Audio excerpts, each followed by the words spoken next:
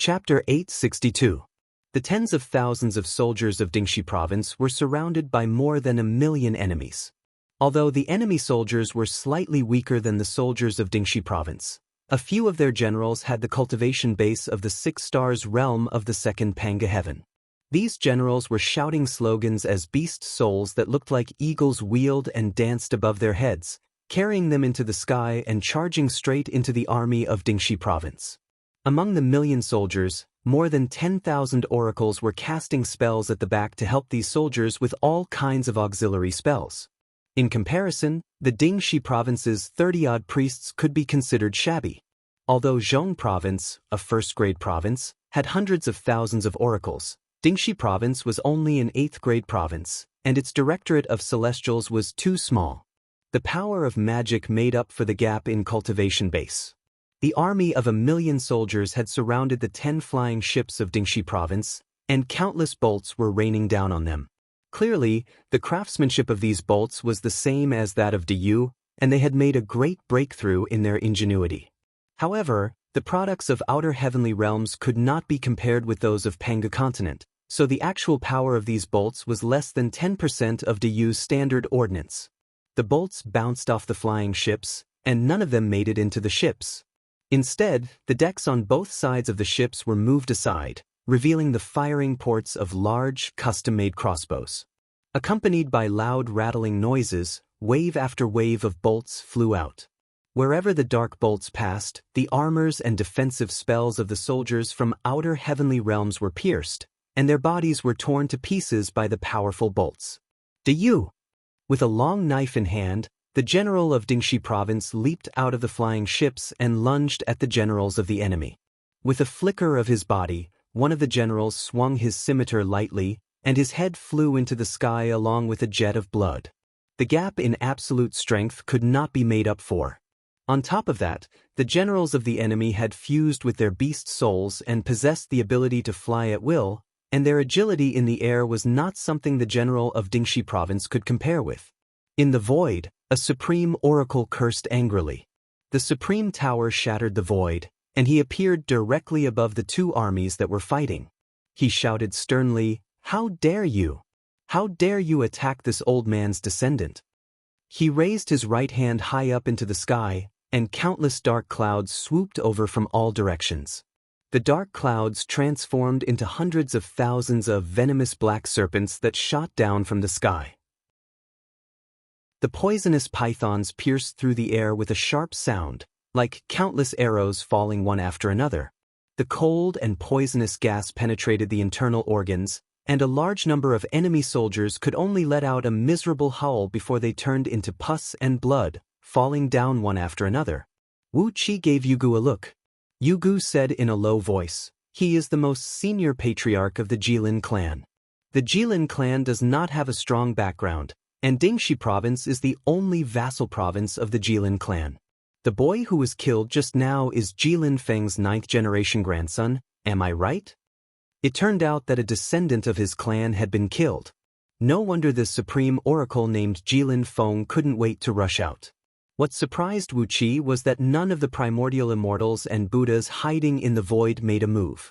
Although Jilin Feng was a supreme oracle, he was the weakest one, only as strong as a 9th-tier primordial immortal.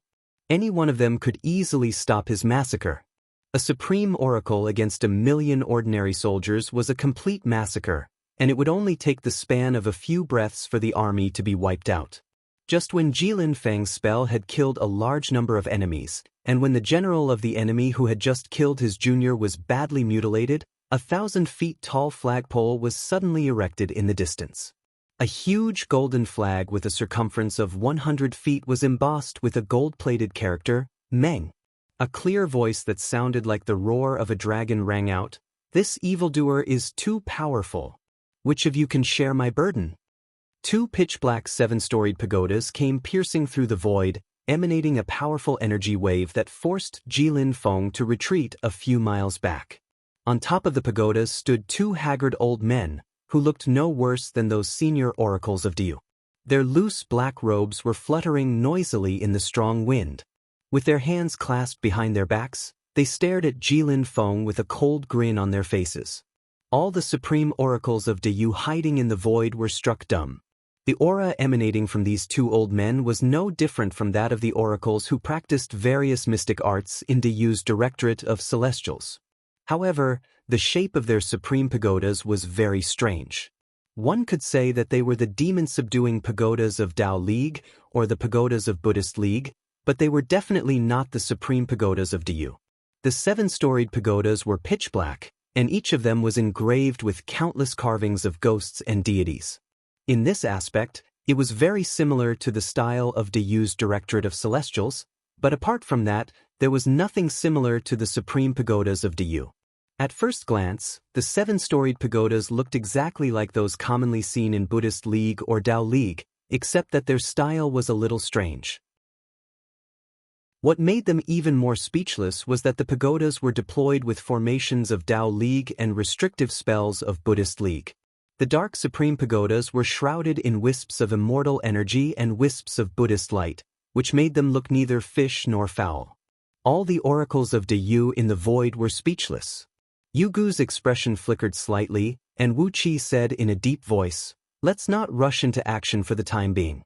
Let's just stand guard for Qi Lin." Yu Gu and the other oracles understood what Wu Qi meant. Quietly, they changed their positions in the void and enveloped the vast battlefield. The primordial immortals of the Celestial Court and the Buddhas of Buddhist League who were hiding in the void remained motionless. Not only that, but Wu Qi and the others also heard a few sneers coming from the void, as if mocking the supreme oracles of Diyu for being too petty.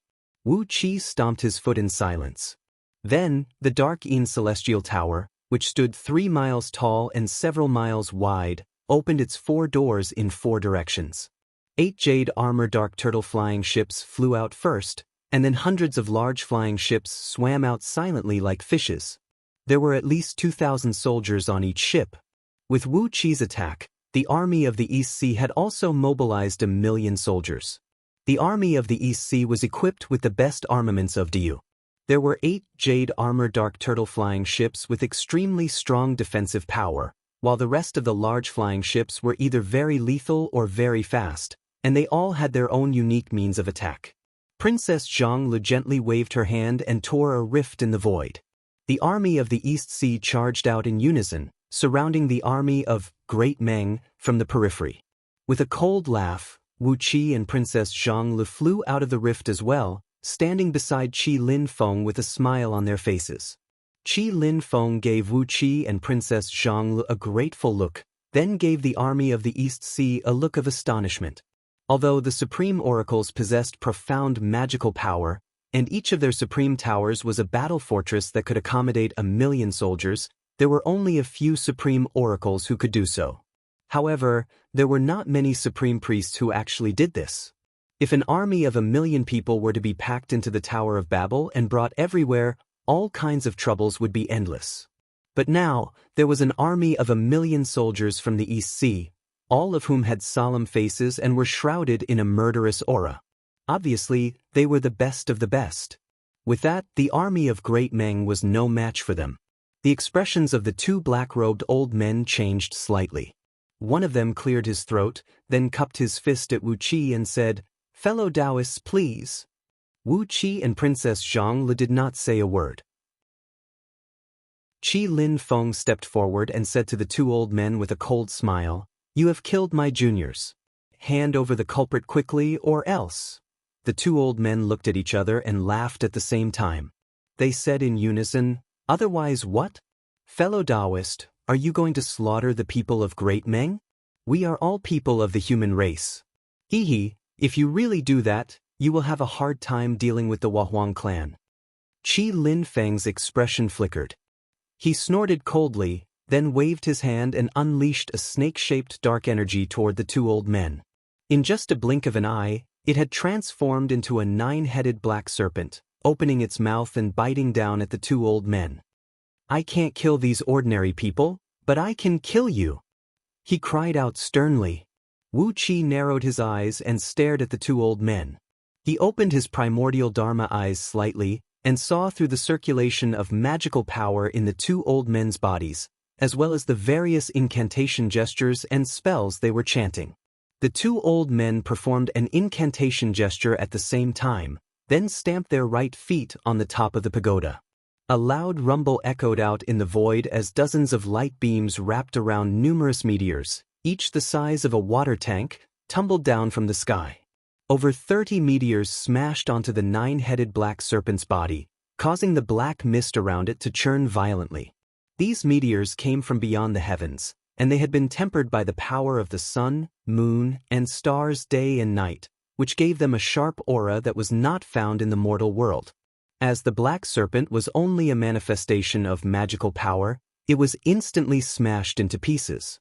The remaining meteors came straight at Qi Lin Feng. Qi Lin Feng snorted coldly. Countless specks of light lit up on the supreme tower beneath his feet, and streams of ghost fire spread out rapidly along the tower. Before long, the dark supreme tower was covered with countless ghost fires, forming a complicated rune formation. 3 layers of black light shields burst out in the sky, and the meteors smashed onto them and exploded into flames. The meteors disintegrated, but the light shields remained intact. After a brief exchange of blows, both sides had found out each other's actual strength. Qi Lin Feng's magical power was much more powerful than his opponent's, and his cultivation base was slightly stronger as well. However, the two old men were able to use meteors to attack. Although their magical power was slightly weaker, with the help of the power of heaven and earth, they were on par with Qi Lin Feng. Moreover, there were 2 of them, while Qi Lin Feng was alone. When the army of Great Meng, which had been besieging the army of Dingxi province in a messy manner, saw the army of East Sea, they began to slowly retreat. The East Sea army protected the soldiers of Dingxi province, standing dozens of miles away from the enemy. The cultivation base of the army of East Sea was several times stronger than that of the enemy, and their ordnance was much better. If a real fight broke out, it would only take a quarter of an hour for the enemy's army of 1 million to be completely destroyed. Seeing that Wu Qi and Princess Zhanglu had suppressed the army of Great Meng as soon as they showed up, the clear voice under the flag with the word Meng rang out again. The evildoer is too powerful. Can't you share my burden, my dear subjects? A series of long cries rang out as dozens of pitch-black 7-storied pagodas soared into the sky, flying straight toward Wu Qi. Wu Qi and Princess Zhanglu were shocked, and they quickly ordered the army of East Sea to retreat. How could Great Meng, a kingdom from an outer heavenly realm, have dozens of experts who are as strong as supreme oracles? But, among the kingdoms from the outer heavenly realms brought by Far Heaven, there were at least 10 that were as strong as Great Meng. Not only Wu Qi, even Yu Gu and the others hiding in the void felt their hearts tremble. How long had the Celestial Court and the Buddhist League been planning all this? Chapter 863. The long sound of the dragon bone flute tore through the sky and split the earth. Accompanied by this shrill sound, more than a dozen flagpoles, each about 1,000 feet tall, were erected among the crowds of people walking out of the Far Heaven. Apart from the Meng flag, the other flags were either with 1, 2, 3, or 4 characters, all of which represented a dynasty or an empire. A dozen middle-aged men dressed in gorgeous robes and with the air of emperors on their faces were riding in splendid chariots, pulled by flood dragons. Above each chariot, there were at least a dozen, and as many as 107-storied supreme towers that looked almost identical, following closely behind. On top of each supreme tower stood an old man in a black robe. The ripples of energy emanating from them were as dazzling as the bright lights in the night. The combined strength of the dozen or so outer heavenly realms that had descended from Far Heaven was greater than the number of Dayu's supreme oracles hiding in the void, which made the hearts of everyone, including Wu Qi, sink. Quantitative change led to qualitative change. With such a large number of supreme oracles, let's just call them supreme oracles for the time being, there must be a few existences with amazing strength hiding among them. The auras of the primordial immortals of the Celestial Court and the Buddhas of the Buddhist League gradually faded into the distance, and as their ripples of energy faded away, countless sneers drifted down with the breeze. Yu Gu and the others emerged from the void, their faces gloomy. Their supreme towers had shattered the void and brought them to the battlefield. Hundreds of Dayu's supreme oracles were facing nearly 1,000 enemies from outer heavenly realms whose cultivation bases were on par with theirs. The faces of Dayu's oracles were solemn, but the people from outer heavenly realms were in high spirits, and without exception, their faces were full of pride. Even though Yugu and the others were stronger than these people, they still could not make them feel the slightest fear. Long cries of flood dragons rang out as 18 chariots came slowly to the center of the battlefield. A middle-aged man, about 10 feet tall and burly like a mountain, stood on one of the chariots, his eyes gleaming brightly as he cried out, "Why are you blocking our way? Is this not Pangu continent? Isn't this the birthplace of the human race? Aren't we the descendants of the human race? Aren't we qualified to live and thrive on Pangu continent?" The series of questions caught Yugu and the others off guard. Vague spiritual fluctuations spread through the air as they discussed how to answer the man's questions. After a long time, Yugu said with a little embarrassment, "You're right, Your Excellency, but—" The man snapped, "But so what? Don't tell me Pangu continent belongs to all of you?" The man's words were as sharp as knives. How could Yugu and the other old oracles, who had been cultivating in seclusion all year round, be his match? It was obvious that this man was one of the strongest among the 18 emperors. His questions were aggressive, but his words were reasonable. Yugu and the others could not think of any words to refute him.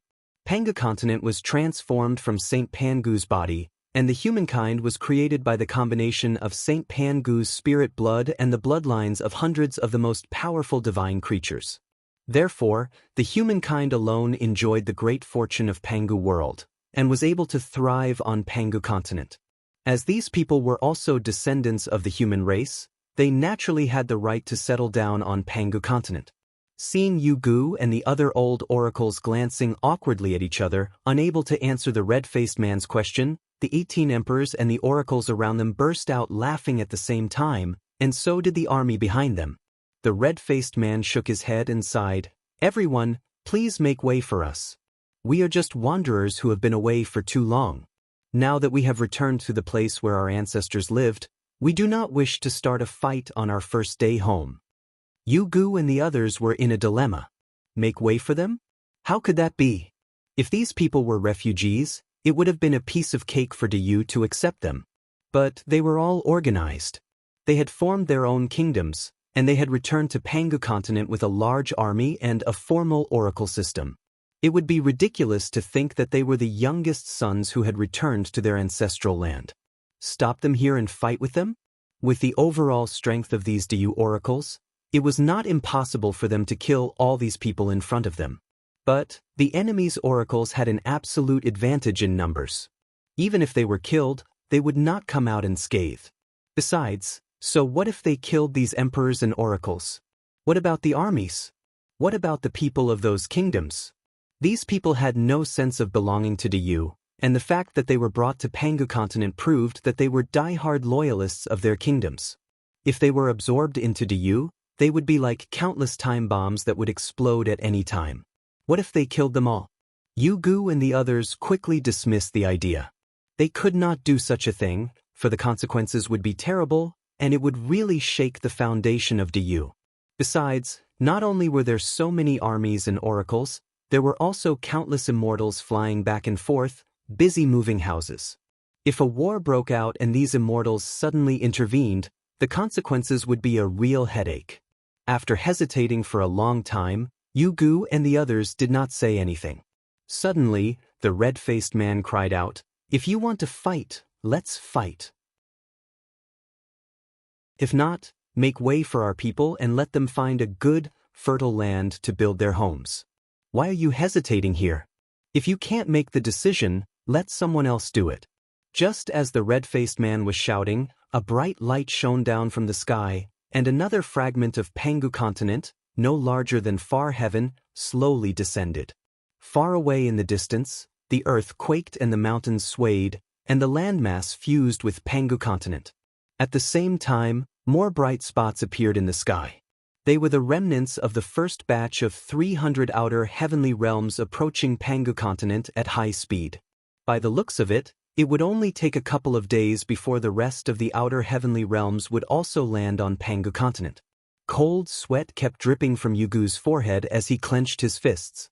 Just as he was about to suggest that they should kill all these people in front of them, gather their people, and come up with other solutions, Wu Qi said leisurely, "As far as I know, the human race is able to survive and thrive on Pangu continent because they have Diyu, the unified dynasty, and Diyu, the human emperor. If you want to settle on Pangu continent, can you serve me, Diyu, as your master?"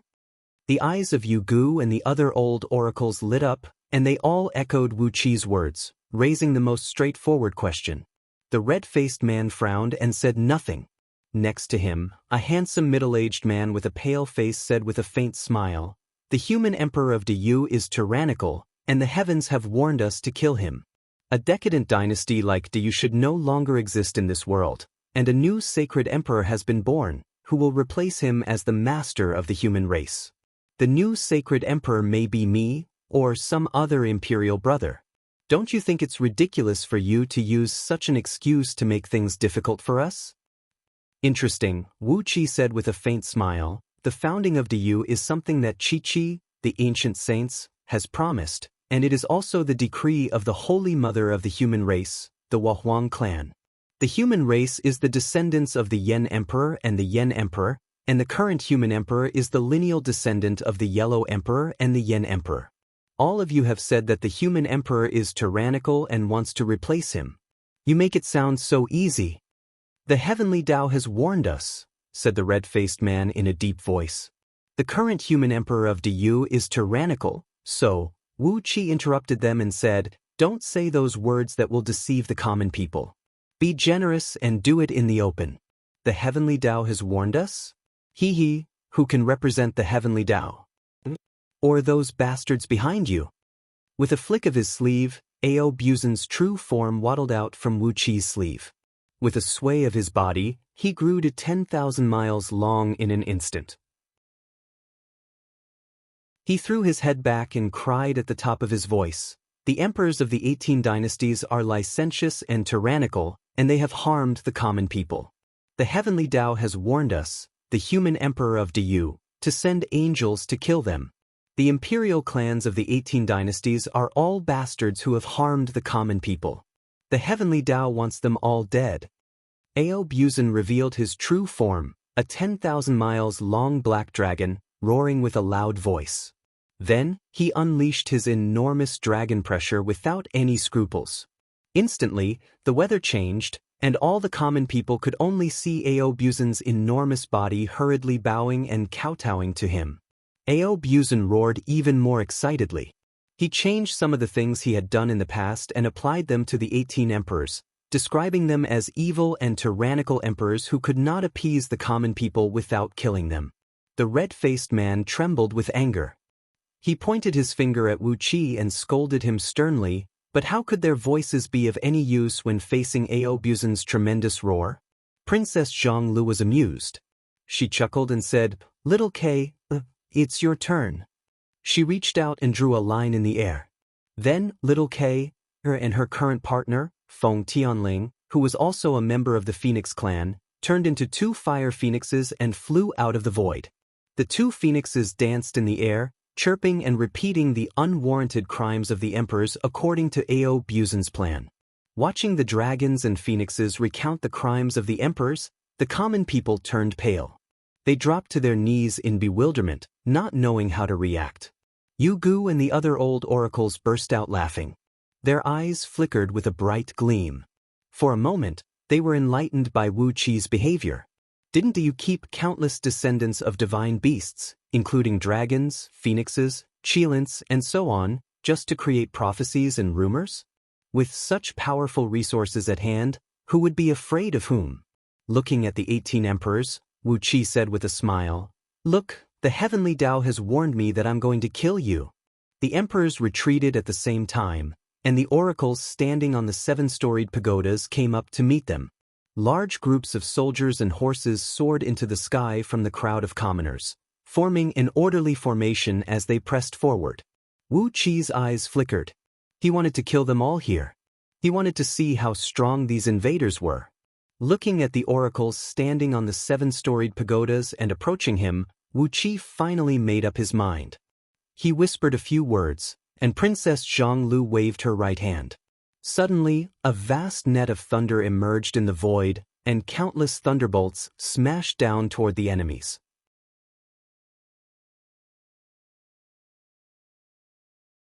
Chapter 864. When Princess Zhonglu formed her avatar of the god of thunder, the thunderbolts between the heaven and the earth were like her arms, and she could control them as easily as breathing. With a single thought, the sky was filled with thunderbolts that came crashing down. Compared to those immortals who had to perform incantation gestures to borrow the natural energies to unleash such a powerful thunderbolt attack, the speed and power of Princess Zhongli's incantation were much stronger than those immortals of the same level. But this time, Princess Zhongli did not put too much effort into the thunderbolt attack. After all, they were in different realms. If Princess Zhongli killed all the oracles in front of her with one thunderbolt attack, it would inevitably attract the attention of some people. But now, Wu Qi was trying his best to avoid such attention. Therefore, although Princess Zhongli only put forth a little bit of effort, the power of the thunderbolt was about the same as the strongest attack unleashed by an oracle who had just stepped into the realm of oracles. Thousands of thunderbolts smashed down toward the oracles, who were calmly reciting incantations. The 7-storied pagodas beneath their feet were emitting an immortal glow and a faint chanting of Sanskrit. Behind them, there were also shadows of ghosts and deities that were baring their fangs and brandishing their claws. Judging from the momentum alone, they were not much weaker than the oracles of Diyu. Amidst the auspicious glow, the over 1,000 7-storied pagodas suddenly grew to a height of over 10,000 feet, and the clouds and immortal glow they emitted merged into one in the sky. A few of the oldest oracles sneered and said, "Demon girl, what can a mere thunderbolt attack do to us?" Before their voices could fade away, the thunderbolt unleashed by Princess Zhonglu had smashed onto the cloud of immortal glow. Along with a deafening explosion, the cloud of immortal light formed by over 1,000 pagodas was shattered into pieces by the explosion of dozens of thunderbolts. Over 100 7-storied pagodas, which bore the brunt of the explosion, exploded with a deafening boom. Broken pieces of bronze and iron flew all over the sky, smashing the heads of those oracles who were still calmly chanting spells and making hand incantation gestures. Dozens of oracles had their necks broken, falling to the ground and turning into meat pies before they could even let out a cry. Princess Zhonglu, who launched the thunderous attack, was stunned. She had only prepared a thunder magic to harass the enemies first, and the main force of the battle should be Yu Gu and the other old oracles of Diyu. How was it possible that the lightning she had casually thrown out could injure these arrogant oracles who had high cultivation bases to this extent? Especially those 7-storied pagodas, which were obviously imitations of Diyu's supreme tower and were reinforced by immortal formations and restrictive spells of the Buddhist League. Logically speaking, the defensive power of these pagodas should be stronger than that of Diyu's supreme tower. But judging from the current situation, the defensive power of these 7-storied pagodas was not much better than that of ordinary heaven immortal artifacts. In a battle between supreme oracles, using defensive artifacts of this level was no different from courting death. Even the dozens of old oracles whose necks were broken by the broken fragments of the pagodas had died in a grievous way. They did not even have a life-saving artifact with them. They were all fragments of the pagodas that had been shattered by the thunderbolts, and there was no magical power in them, just pure physical impact. Yet they could still kill dozens of people? What was this? Was this a joke? Princess Zhonglu stared blankly at Wu Qi. Wu Qi rubbed his eyes and took a closer look at the oracles opposite him. Although their cultivation was generally weaker than that of Diyu's supreme oracles, they were still considered to have stepped into the Tongtian realm. Their magical power fluctuations could not be hidden from others. Why were so many of them killed by Princess Zhongli's thunderbolts as if they were tofu dregs? Thousands of thunderbolts were still falling. The old oracles, who had been so calm a moment ago as if they were the strongest under the heaven and did not take Wu Qi and the others seriously, were now like mice with their buttocks on fire. They screamed and fled in all directions, not even bothering to pay attention to their 7-storied pagodas. As the thunderbolts fell, the pagodas were blasted into smithereens one after another. The sky was filled with oddly shaped pieces of scrap metal. Some of those pieces were as small as fists, while some were as big as hills. Over 1,000 old men in black robes were flying around in a daze amidst the pieces of scrap metal that filled the sky. The scene was extremely miserable and desolate. Amidst the howling, the arms and legs of a few old oracles were broken by the flying scraps of iron and copper, pierced through their stomachs and chests, and broken their necks and shoulders. These old oracles fell from the sky while howling. They did not have time to cast magic to fly, and as a result, they fell to the ground and turned into meat paste. Some old oracles had large chunks of flesh cut off by the sharp iron shards. These old oracles were all hundreds of years old, and they were not as well maintained as the oracles of Diyu. These old oracles were all skin and bones, and they did not have 3 kilograms of flesh to begin with.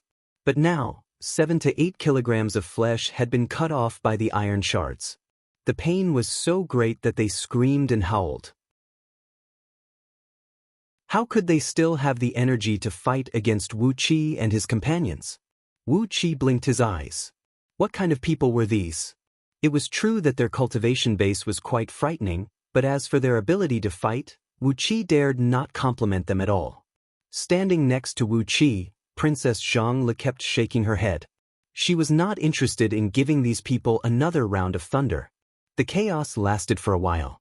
After more than 300 people were killed or wounded, the remaining 700 to 800 old oracles retreated tens of miles away, their bodies dripping with blood. They stepped on the dark clouds in a sorry state and looked over, pointing at the sky and howling furiously. Yu Gu, who stood off to the side with a dumbfounded expression, swallowed hard. With a wave of his hand, a black fragment of a pagoda, about the size of a human head, flew up from the ground and fell into his palm. A jet of black flame burst out of his palm and burned the pagoda fragment. A few sizzling noises were heard, and the huge fragment was burned to ashes, turning into a puff of green smoke that drifted away in the air. All that was left on his palm was a silver speck, about 1,000th the size of a sesame seed and smaller than the tip of a needle. Tisk! Yu Gu laughed mockingly. The supreme towers of Diyu's supreme oracles are made by collecting all kinds of rare materials and going through thousands of tempering. Just the innate and acquired essences of 5 elements in each supreme tower costs billions of kilograms. These fools! I'm afraid the acquired essences of 5 elements in each of their pagodas is less than half a kilogram. How can such inferior things be used on the battlefield? Upon hearing Yu Gu's words, the other supreme oracles of Diyu could not help but shake their heads and sneer, and the pressure in their hearts vanished instantly. The reason why supreme oracles could become the strategic force of Diyu was not only that they possessed mighty magic power and could use countless vicious killing curses, but more importantly, each of them had a supreme tower, which was filled with countless magical restrictive spells. When a mighty supreme oracle refined a supreme tower that was connected to his mind, it was like a war fortress. Take Wu Qi's Dark In's celestial tower for example. When it was used for traveling, it was only tens of feet tall, but when it was fully transformed, it could turn into a huge pagoda tens of thousands of miles tall and tens of thousands of miles long. Coupled with the countless restrictive spells in the Supreme Tower, and the extremely strong materials used to build it, as long as over 1 million soldiers were stationed in it, it would become a metal fortress that would give the enemy a headache. No matter how hard the enemy attacked, it would be very difficult to conquer it. Each sky-reaching tower, even if it couldn't control the flow of time and was just the most ordinary sky-reaching tower, would require a huge amount of materials to forge. To forge all kinds of metals, it would take at least hundreds of mineral veins, and innate and acquired essences of 5 elements to inscribe formations in them. More elaborate supreme towers would need all kinds of innate spirit items, such as the pearls of 5 elements, to provide them with an enormous amount of energy. Each supreme tower required dozens or even hundreds of supreme oracles who were proficient in artifact refinement, and it took them a long time to forge. So, on the day it was forged, a supreme tower would have a defensive power that could match that of a primordial artifact. But, Although the 7-storied pagodas of these oracles looked impressive, they were actually very shoddy. The quality of their pagodas was at most a mid-grade or upper-grade heaven immortal artifact. It was as if two equally strong men were fighting a duel 100 steps away from each other. One of them was holding a small toothpick in his hand, while the other was wearing a full set of armor and wielding various powerful long-range weapons. Such a duel was a complete one-sided slaughter. Wu Qi twitched his mouth and said with a sneer, "If these oracles from outer heavenly realms are all at this level, you can fight against 1,000 of them." The group of old oracles all laughed in a relaxed manner. Yu Gu shook his head, then waved his hand and said with a smile, "They are indeed weak. But what are they doing?" While Wu Qi and his companions were laughing mockingly, the hundreds of oracles who had survived the calamity had raised their hands at the same time and began to recite the same incantation. As they recited the incantation, numerous meteors the size of water tanks fell whistling down from the sky, dragging long tails of flames behind them. There were probably hundreds of thousands of them, and wave after wave of meteors came smashing down toward Wu Qi and his companions. Yu Gu burst out laughing. With a casual point of his finger, the supreme tower under his feet emitted a beam of dark light and soared into the sky, transforming into a giant tower that measured 100 miles in circumference, shielding them from above. The meteors summoned by hundreds of oracles slammed into Yu Gu's supreme tower in waves. Loud explosions rang out, and at the same time, countless mushroom clouds burst out from the supreme tower. But his supreme tower did not budge at all, and there was not even a scratch on its smooth surface. Yu Gu did not even activate the defensive mechanisms on the supreme tower, relying entirely on the solid material of the supreme tower to resist the attacks. Wave after wave of meteors smashed into pieces on the supreme tower. Countless gravel, sand, and sparks rained down from the sky, but none of them hurt even a hair on Wu Qi and his companions. "It seems that they only know this one magic," said Princess Zhongli suddenly. Wu Qi froze, Yu Gu froze, and the hundreds of Deyu's oracles froze at the same time. The reason why those immortals and Buddhas were so afraid of the oracles of the human race was that they had mastered too many cruel and vicious magic, all of which had the terrible power to kill people without leaving a trace.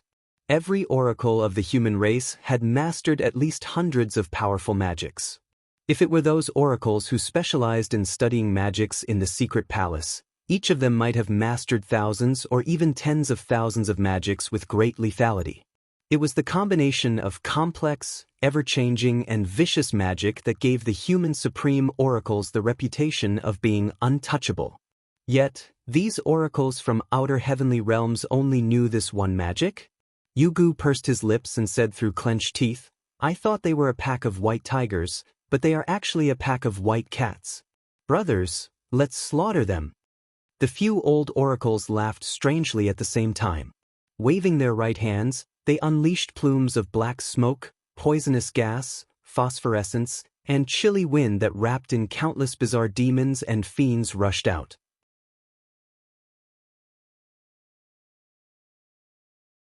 Chapter 865. Dark clouds, ghost flames, and gust of wind filled the sky. A piercing cold air with an unpleasant smell, mixed with countless strange howls of ghosts and howls of wolves, pounced on the hundreds of oracles who were clenching their teeth and exerting all their strength. These oracles had squeezed out every last drop of magic power in their bodies, but all they knew was the technique of summoning meteors to bombard their enemies. As soon as the attack from Yu Gu and others arrived, the oracles were thrown into a panic. Some retreated, some flew up high, some scurried left and right, and some cried out, but none of them could resist the attack. The black smoke rushed into their ranks and knocked a dozen unlucky fellows flying away. As the smoke engulfed them, their skin began to sizzle and rot, and soon, large patches of flesh and skin began to rot down to their bones. Before long, pus and blood began to fall from the smoke, and at least 30 to 50 oracles were turned into pus by the smoke. The wisps were even scarier. Hundreds of oracles were accidentally caught by the wisps. The green flames swayed in the wind and burned their skin and flesh into a translucent green color. They screamed and flew around in all directions, but the inextinguishable flames on their bodies stuck to the bodies of others. As long as there was a tiny flame, it would quickly spread out in the wind. In just a few breaths of time, a large area of messy fire had spread out, and the last bit of oil in the bone marrow of these oracles had been completely burned away. Their bodies were burnt into charcoal and scattered all over the ground. As for the invisible and traceless gust of wind, it was even more terrible. The dozens of oracles only felt a gust of cold air blowing on their faces, and then it invaded their bodies through their orifices. The chilly wind was collected by Great Yu's oracles from some extremely ferocious places of death in outer heavenly realms. It was formed by accumulating the energy of corpses of countless living beings. Even if one had the fleshly body of a gold immortal or a primordial immortal, if one was careless and was blown by it, one's flesh and bones would be reduced to ashes. The oracles who were hit by the gust of wind opened their mouths and coughed out plumes of ashes. Then their skins, which were draped in huge black robes, fluttered and fell to the ground like kites with their strings cut. Not only did the chilly wind blow away their flesh and blood, but their souls were also blown away by the chilly wind. Not even a speck of dust was left. Amidst the dark clouds, ghostly flames, and gust of wind, there were also countless strange-looking ghosts and evil gods. They shuttled back and forth in the air, dragging long black tails of smoke behind them, while letting out shrill, unpleasant screams. These evil ghosts and deities were a little similar to the blood-draining celestial fiends that Wu Qi had refined. When they encountered an enemy, they would just pounce on the enemy, and if the enemy did not have enough countermeasures, their hot blood and energy essence would be completely devoured by these evil ghosts and deities in a few bites. Some of the ghosts and deities were the cruelest. They would even pull out the hearts of these priests and eat them like fruits. The sound of chewing was so loud that it could give people nightmares. It was just a spell cast by a few oracles of Diyu, but they had already beaten hundreds of oracles whose cultivation base was only slightly lower than theirs to the brink of collapse. In just a few breaths of time, over 300 oracles had died miserably. The other oracles screamed in terror and chased after the chariot of their emperors, who had not gone far away yet.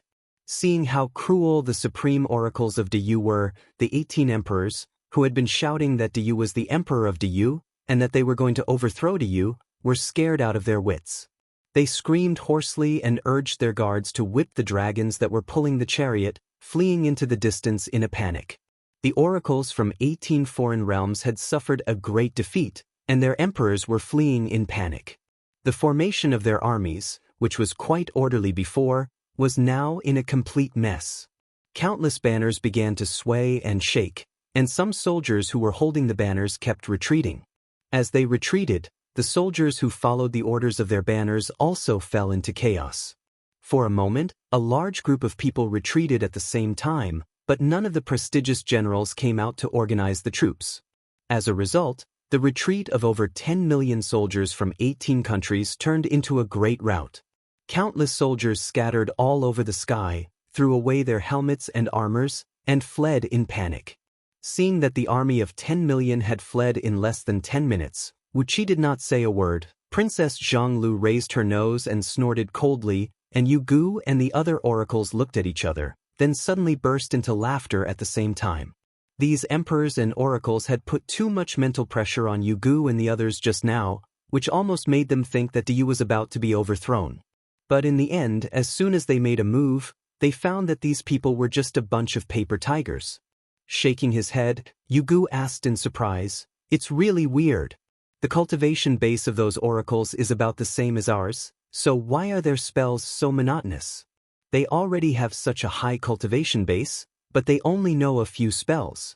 Wu Qi said faintly, "If we are really on the battlefield, think about it. If they avoid fighting you, but attack Diyu's soldiers with this kind of spell, what will the consequences be? No matter how strong Diyu is, it will still be dragged to death by them. As for this one trick they only know." Wu Qi looked up at the sky and thought, "Others kill the donkey after it has outlived its usefulness, but you've already added something to the donkey's feed before the millstone is put on it. Even if you don't want another human emperor's force that is strong enough to fight against the Celestial Court and the Buddhist League after taking Diyu into consideration, you don't have to make it so ugly, do you? These oracles who only know a single spell are really not a threat at all. After pondering for a moment, Wu Qi waved his hand and said, "People of the East Sea, kill all those who dare to resist, and capture the rest alive. Well, there are many people here, so it's better to bring them back and demote them as sinners or servants. The East Sea is vast, and I'm worried that there is no one to farm it." Diyu had retainers who served the same clan for generations, as well as servants and maidservants, but there were no slaves. Even the families of Diyu's subjects who had committed serious crimes would only be demoted as sinners and exiled at will, and would not deliberately humiliate or abuse them as slaves. But that was exactly what Wu Qi had in mind. Since he could not treat these people from outer heavenly realms as his own people, and he could not kill them all, he might as well take them back and order them around as slaves. There were too many places in the East Sea that needed manpower. Since these people were not Diyu's subjects, it was not a big deal to exploit a little of their labor, was it? The eyes of Yu Gu and the others lit up. They had also thought of the benefits. Without hesitation, they stamped the supreme towers under their feet. The doors opened with a rumble, and a large group of heavily armored warriors flew out of them. They were not like Wu Qi, who traveled around with an army of 1,000,000 soldiers, but there were tens of thousands of guards and servants in their supreme towers. Now that they were reminded by Wu Qi, they hurriedly summoned their guards to capture those people from outer heavenly realms. Yu Gu narrowed his eyes and said with a smile, "Yu Clan has quite a few mines that are in need of manpower to take care of. Well, as long as they serve Diyu wholeheartedly, we'll still remove their status as sinners after a few years, and let them live and work in peace and contentment." Wu Qi narrowed his eyes and laughed. A few years later? That's a long time away, isn't it? Even if Diyu had all kinds of prohibitions to protect the interests of its people, these people from outer heavenly realms, even if the human emperor knew that they were being mistreated, he would not stand up for them. As long as no one intervened in this matter, these people would not leave Yu Clan's minds even if they died, right? Everyone's heart was as clear as a mirror. The group of old fellows looked at each other and smiled at each other. Then, they decided on this matter. The eyes of some old oracles who practiced evil magic flickered with fierce gleams, and they had some unpleasant thoughts in their minds. The human emperor would punish those who abducted Diyu's subjects for blood sacrifice. But, were these people from outer heavenly realms considered Diyu's subjects? To be or not to be? That was the question. Wu Qi could see through these old fellows' thoughts, and he nodded to himself. This was a good thing. Now that everyone had begun to abduct people from outer heavenly realms, the additional people of the 6 states in his East Sea would be less conspicuous. As long as he spent a few years brainwashing these people, they would become loyal subjects of the East Sea. When the future was in chaos, manpower would be a strategic resource. For now, the higher-ups of Diyu had not thought of this, but Wu Qi had long thought of it. Putting everything else aside, Wu Qi also wanted to form thousands of Buddhist kingdoms in his palms and collect a large number of devout believers to satisfy his craving. It was not easy to bring Diyu's subjects into his Buddhist kingdoms, but these people from outer heavenly realms, who had long been obsessed with the holy immortals and Buddhas, were the best candidates to enrich his Buddhist kingdoms. The army of 1,000,000 soldiers of the East Sea, together with Yu Gu and his personal guards, charged forward in a battle formation. Wherever they passed, no one resisted, and they killed countless soldiers of the 18 states as if they were cutting melons and vegetables. In less than a quarter of an hour, more than 10 million soldiers had knelt down and surrendered, and only a small number of elites, such as the Imperial Guards, were still fighting back. But when a few supreme oracles joined the battle, those who dared to resist were killed in an instant. None of the 18 emperors managed to escape, and all of them became prisoners. When the people who were constantly migrating out of far heaven saw their emperors captured, and the oracles, who were like immortals who could fly, were beaten and fled, they were all stunned. Without hesitation, Wu Qi and the others produced their supreme towers and brought these people into the supreme towers. Plumes of gray smoke spewed out of the supreme towers, sucking in hundreds of millions of people wherever they passed. In just an hour, all the people of the 18 states who had come out of far heaven were captured. Then, Wu Qi and the others rushed to a heavenly realm in the distance that had just landed. Similar to far heaven, no one in this heavenly realm was a match for Wu Qi and the others. The oracles who flew out of this heavenly realm also knew only one magic: shooting out endless high-temperature fireballs. Although those fireballs were powerful enough to melt gold and iron, they were nothing in front of Wu Qi and the others. After another easy battle of defeat and annihilation, all the people who came out of this heavenly realm were captured as well. As more and more outer heavenly realms landed, Wu Qi and the others were busy plundering these people with great enthusiasm. Just as the people of the 9th heavenly realm were captured by Wu Qi and the others, Wu Qi suddenly sensed a faintly discernible divine will coming to him from the void. He paused for a moment, then immediately did something to adapt to the situation.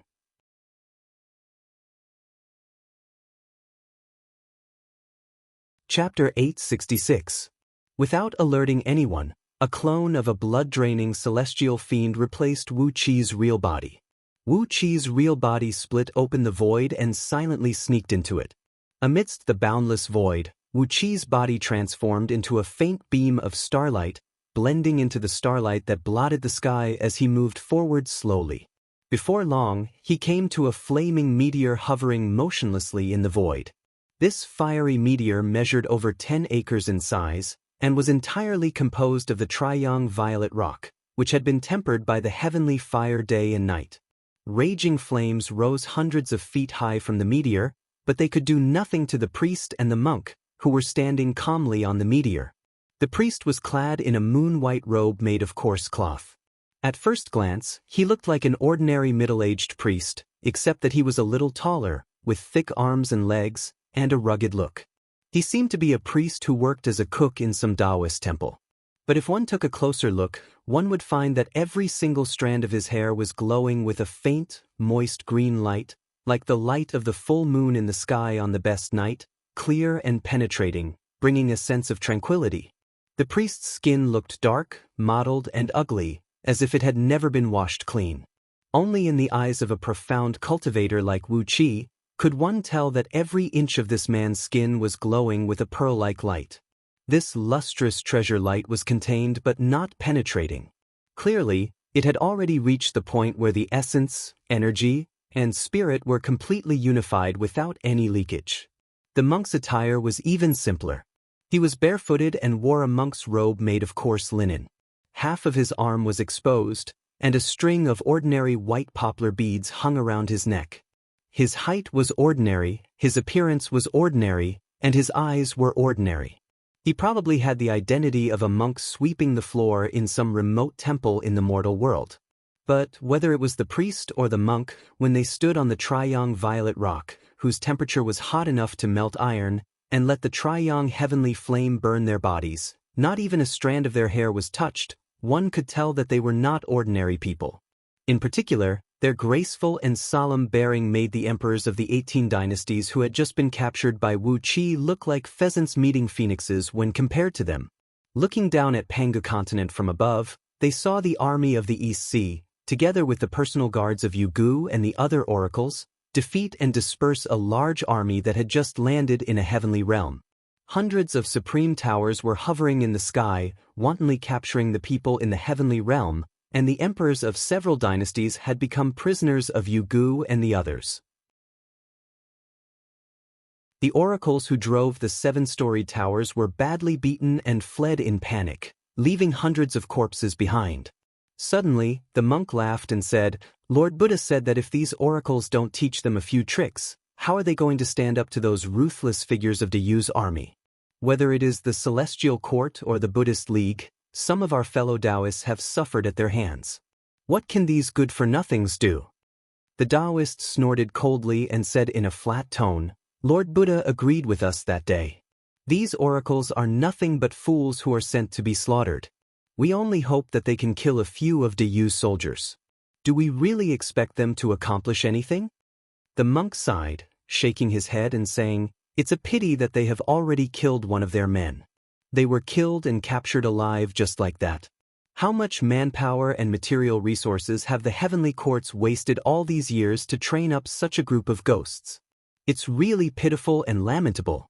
For the sake of these vulnerable oracles, the Buddhist League has to give the celestial court countless spirit herbs every year. The Taoist narrowed his eyes at the monk and said with a cold snort, "Bald donkey, are you suspecting that we have embezzled the spirit herbs of the Buddhist League?" The monk put his palms together and sighed in a low voice, "Buddha is merciful. I'm not lying, but I do have my suspicions." The Taoist glared at the monk, then pointed at Pangu continent and said with a cold grin, "I would be surprised if you say that the celestial court has embezzled the spirit herbs that were meant to be used on these oracles. After all, the 7-storied pagodas they carry with them are crafted by the Buddhist League. For these pagodas, the materials we, the celestial court, have given the Buddhist League are enough to craft enough supreme-grade gold immortal artifacts. Why are they using those shabby heaven immortal artifacts now?" The monk gave the Taoist a look without batting an eyelid. Then he put his palms together and chanted the Buddha's name, as if nothing had happened. The Taoist sneered and said, "I suppose the Buddhist League has also embezzled the materials of the celestial court? Who is the person who crafted these pagodas? When I return, I'll report this to the great celestial emperor and ask him to issue a decree, asking the person who crafted these pagodas to come out and confront him. Where are the materials of the celestial court? If these pagodas were stronger, they wouldn't have been defeated with just one blow, would they?" After a moment of silence, the monk sighed and said, "Buddha is merciful. It is Prabhudaratna Buddha from the Buddhist League who crafted these pagodas. Unfortunately, he was besieged and killed when he broke into Liangzhu a few years ago to avenge his disciple. Not even a broken soul was left behind." The Taoist opened his mouth but did not say a word. The monk smacked his lips and said in a low voice, "I'm curious as well. Who in the celestial court is responsible for crafting the spirit herbs that were meant to be used on these oracles? Although these good-for-nothings have barely reached the realm of supreme oracles, their foundation is weak, and they can only use less than 1/100th of their magic power. Clearly, the pills that are supposed to replenish their essence and strengthen their foundation have not been used on them. I'd like to find the fellow Taoist of the celestial court who is responsible for crafting these pills and have a good confession." The Taoist fell silent for a moment, then sighed and said, "Dear Taoist, it's a pity that the one who is responsible for crafting these pills is immortal Ding Jun. It's a pity that he has been besieged by De Yu's army and killed in the myriad poisons formation. Therefore, you can't find him for a confession." Hiding on the Triyong purple flame rock, Wu Qi could not help but roll his eyes as he listened to the monk and the Taoist's conversation. Could these almighty experts of the celestial court and the Buddhist League be any more shameless? No wonder those oracles from outer heavenly realms were so weak. Not only did they have countless materials embezzled from their magical artifacts, there was also a big problem with their cultivation bases. No wonder Wu Qi only felt that their magic power was fluctuating and unstable. Unlike Yu Gu and the other supreme oracles of De Yu, who had their magic power condensed and did not disperse, giving off a feeling of indestructibility like a clump of relic Jin Dan, the magic power of those foreign oracles was fluctuating and unstable, as if it would go out of control at any time. They were defeated before they could exert even 1 or 2% of their magic power. Wu Qi could not believe that the Celestial Court and the Buddhist League could really do such a thing. Originally, each of them was supposed to be given a gold immortal artifact, but they had embezzled it into a mid-grade heaven immortal artifact. Perhaps the pills that were supposed to strengthen their foundation had been used by these almighty experts of the Celestial Court to feed their mounts. Wu Qi had no doubt that these almighty experts would do such a thing, for he had seen too many of such things in his previous life. Moreover, the Celestial Court and the Tao League were really meticulous in their actions. Immortal Ding Jun, the pill refiner of the Celestial Court, who was also the sovereign of the Myriad Immortal Alliance, was killed by Wu Qi and his companions. Prabhudaratna Buddha, the artifact refiner of the Buddhist League, was also killed by Wu Qi and his companions. This was a masterful way to destroy the evidence and silence the witnesses. Not only that, Their deaths would also serve to disgust Empress Hua and the others who were supporting the human race from behind the scenes. Using these excuses to shut Empress Hua and the others' mouths was truly a brilliant idea. The monk and the Taoist stared at each other for a while. Suddenly, Chi-Chi sneered. "Immortal Ding Jun is not dead yet," the monk said with a cold snort. The Taoist smiled, nodded, and said, "Buddha Ding Jun is not dead yet. Now that he is a Buddha of your Buddhist League, and has been taken as a disciple by Lord Buddha, Amitabha, he is already one of the 3,000 future Buddhas of your Buddhist League. Tiske, what does what he did have to do with the celestial court?" Even though the monk's mind and cultivation base had reached the level of Bodhi innate nirvana, he almost coughed up blood in anger at the Taoist's words. After staring at each other for a while, the monk sneered and said, "The celestial court must hurry up, lest the people we send over end up as their clothes. Heh, you and I both know how cruel and merciless those supreme oracles are. If we are not careful, they will use these people as blood sacrifices. Heh, heh, heh, they will be able to produce a large number of elite soldiers in a short period of time. When that time comes, will more of your celestial court die, or will more of my Buddhist League die?" The Taoist smiled and said calmly, "It doesn't matter, it doesn't matter. The first 300 heavenly realms are just stones to explore the way, and the best part is yet to come. No one dares not to serve the orders given by the few patriarchs seriously. Just wait and watch the show, fellow Taoist." The monk and the Taoist no longer spoke. The monk sat cross-legged on the flaming meteor, while the Taoist stared blankly with his hands tucked under his sleeves. Both of them stared blankly at Yugu and the others who were laughing evilly as they beat the immortals and mortals in various heavenly realms, making them flee with their hands over their heads. After a long time, the Taoist sighed and said, "What happened here should have reached Liangzhu by now, right? Those supreme oracles in Liangzhu can't just watch these people take advantage of them. They have to come here and bring back as many people as they can. Tiske, as many as they can." Wu Qi's heart skipped a beat. The Celestial Court and the Buddhist League were actually using the trick of luring the tiger away from the mountain? It seemed that they had even planned how you would deal with the common people in outer heavenly realms? After pondering for a moment, Wu Qi carefully studied the cultivation bases of the monk and the Taoist. Both of them were fifth-tier primordial experts. Whether in the Celestial Court or the Buddhist League, people with such cultivation bases were figures who held real power. It was no wonder that they could observe the movements on Pangu continent from here. It was very likely that they were the trusted subordinates of the great Celestial Emperor and Lord Buddha. Otherwise, they would not have been sent here. After a moment of careful calculation, he stealthily transformed his body into that of a Buddha. Suddenly, he cried out in a low voice, "Senior brother, what are you waiting for? Act according to Master's decree now." This bastard was killed by Prince D. With a sway of his body, Wu Qi's 36 feet tall avatar sprung up. Without giving the monk and the Taoist time to react, he grabbed the Taoist's head and legs and exerted force with his golden arms. A miserable howl rang out as the Taoist's body was forcibly twisted in half by Wu Qi. Purple and gold blood sprayed all over the sky. "How dare you, evildoer? Why you?" The monk was trembling and could not say a word. The Buddhist power emanating from Wu Qi's body was extremely pure, 100 times purer and stronger than his own. A beam of blood-red light shot out of the Taoist's body as his immortal soul cursed angrily and fled in panic. Wu Qi gave a cold snort. A fist-sized natal relic flew whistling out of his forehead and smashed heavily onto the immortal soul.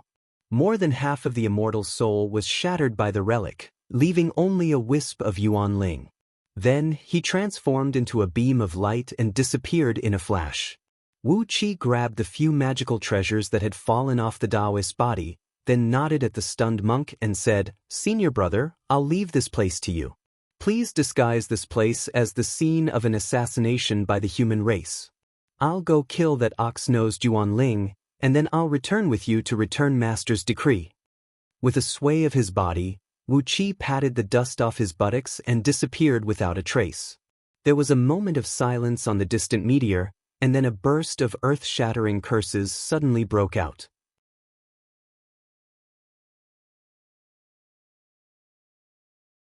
Chapter 867.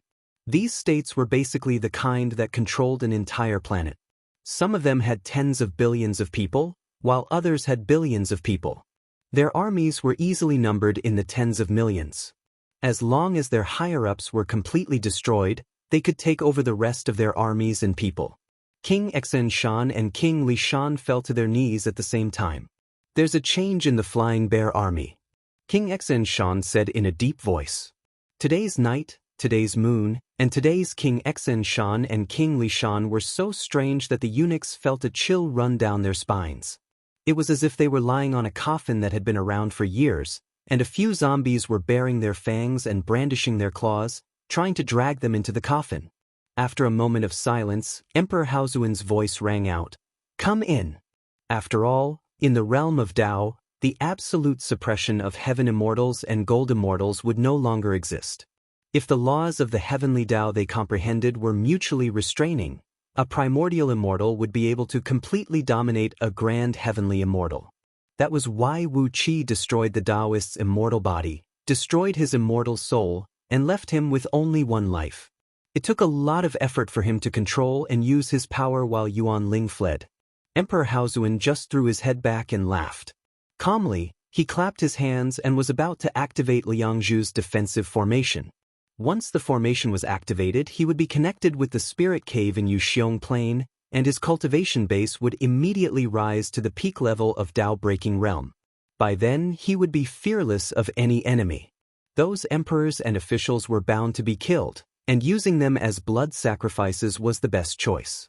But with a little training and enough ordnance, it would be a good choice to use them as cannon fodder. On top of that, because the whole state was taken away, the wives and children of these soldiers were in the hands of Wu Qi and others, so there was no need to worry that they would not work hard. Princess Zhang pondered for a moment, then asked in a low voice, "Are those old fools really that powerful?" Wu Qi shrugged helplessly and said with a wry smile, "It's going to be lively, but I'm afraid that someone will target us. If that happens, we won't be able to enjoy the show anymore." Wu Qi's face twitched a few times. He was silent for a long time before he slowly nodded and said, "It's really amazing. Back then, their cultivation levels were already several times higher than mine. Chaos fiend gods like Ao Buzan were suppressed by them to the point of suffocation. It was also them who laid the foundation for Taoism and Buddhism today. Be it wisdom, methods, or cultivation, I wasn't their match back then. As for the current me, walking quickly up the peak formed by the primordial torch dragon, it took them a lot of time to reach the hall at the top of the peak. A row of heavily armed longbow men stood in their way. These tall, dark-skinned longbow men stared at King Xen Shan and King Li Shan with unfriendly eyes, their hands resting on the hilts of their swords. If the two made the slightest movement, they would kill them without hesitation. However, the formation did not react at all.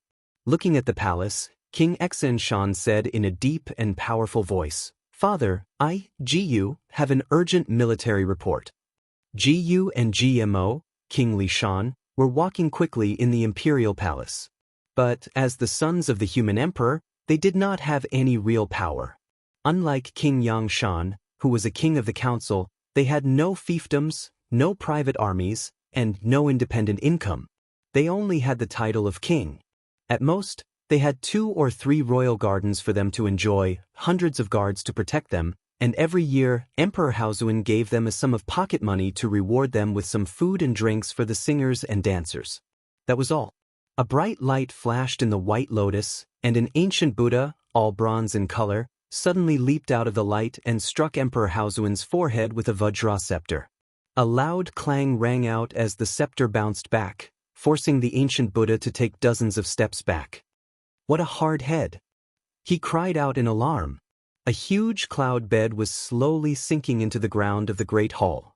The brocade quilt on it was a mess, and faint bloodstains could be seen on it.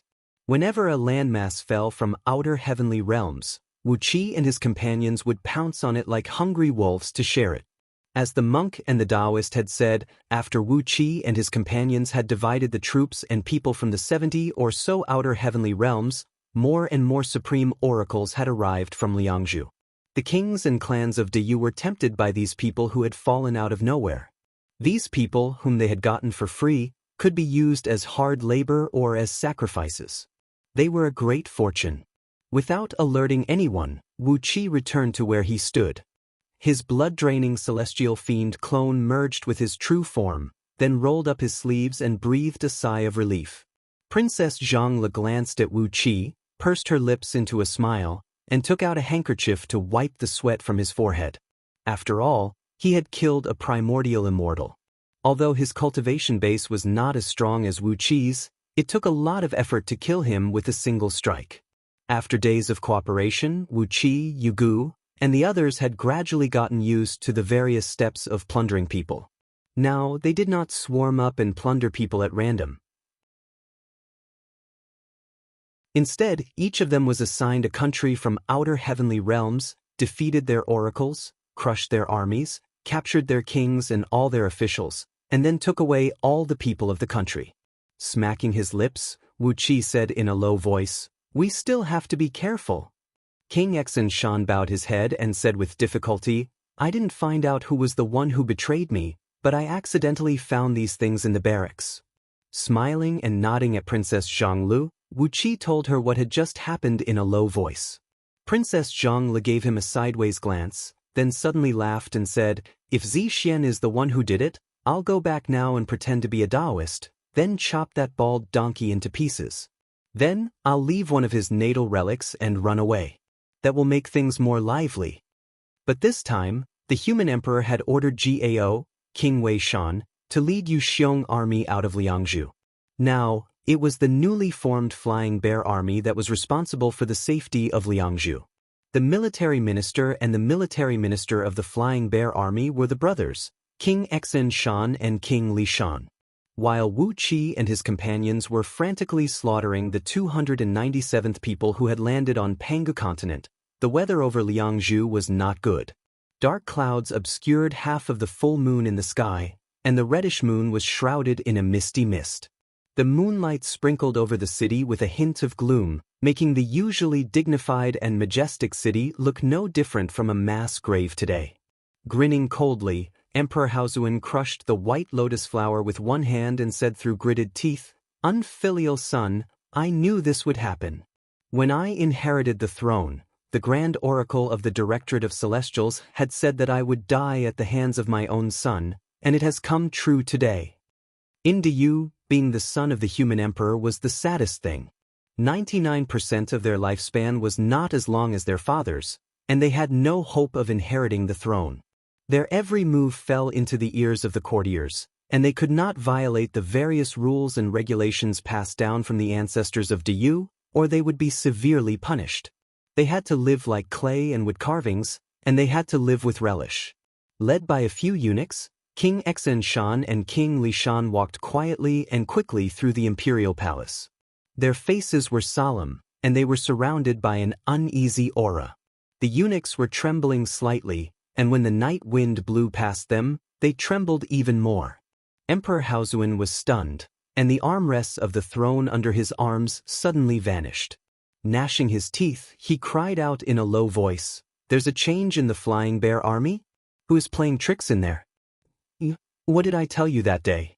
How could there be a change in the Flying Bear Army?" Glancing coldly at King Exen Shan and King Li Shan, Emperor Haozuan clapped his hands lightly. The few beautiful women bowed to him silently, then walked into the back hall at a leisurely pace as if they were walking on clouds. While Wu Qi and the others were busy annexing these humans from outer heavenly realms, something happened in Liangzhu. King Exen Shan and King Li Shan looked up at the same time. Their bodies had transformed into the golden bodies with 3 heads and 6 arms unique to the Buddhas of the Buddhist League. In that case, they cried out in unison, "Please surrender, Father. We don't want to bear the infamy of patricide." Emperor Haozuan bellowed. With a clench of his hand, the white lotus flew straight into his palm. A great sheet of starlight shot out of Emperor Haozuen's eyes and hit the white lotus flower, causing it to buzz loudly while a layer of misty light slowly poured out of it. King Li Shan, Ji Tao, and Ji Yu were born from the same mother. As for how many sons Ji Tao and Ji Tao had, perhaps neither of them could remember. In any case, he was Emperor Haozuen's son, and he was conferred the title of King Li Shan when he was born. Princess Zhang Li narrowed her eyes, a little unconvinced. But she knew Wu Qi would not deliberately exaggerate, so she just gritted her teeth and vented all her unhappiness on the unlucky humans from outer heavenly realms. Very few people knew that Emperor Haozuen, who seemed to never step out of the Great Hall, actually spent every night in it having fun with the concubines in the harem. With his formidable cultivation base and vigorous energy base, he spent every day in the Great Hall doting on a few of his favorite concubines, and even enjoying the bodies of a few delicate girls. But, out of some strange habit, he rarely left this Great Hall, which was the core of Liangzhu's defense system. King Exen Shan and King Li Shan strode into the Great Hall, and the heavy door closed behind them, cutting off all the noise from inside and outside. Emperor Haozuen was sitting upright on the throne at the end of the hall. A few beautiful women in untidy clothes were carefully straightening his clothes, their pale red fingernails gently pinching the emperor's sleeves and straightening them. Emperor Haozuen cleared his throat and asked, "What important military intelligence?" Ji Yu was Emperor Haozuen's 798th son, and the oldest of his surviving sons. Ji Yu's elder brothers were born too early, and they did not live to see the day when Emperor Haozuen's lifespan came to an end, and they passed away early. Ji Yu was the son of Emperor Haozuen and his favorite concubine a period ago, and he was conferred the title of King Exen Shan at birth. King Li Shan was carrying a green bundle on his back. King Exen Shan held out his hand, and King Li Shan hurriedly handed the bundle to him. King Exen Shan opened the bundle and revealed a white lotus the size of a rice bucket, which looked carved out of white jade and had petals inlaid with the 7 treasures of the Buddhist League. Emperor Haozuen gritted his teeth and said angrily, "It is indeed a magical artifact of the Buddhist League. What are those bald thieves trying to do? These days, the king of East Sea and Yugu have sent us military intelligence. Outer heavenly realms are constantly invading Pangu continent. What are they trying to do?"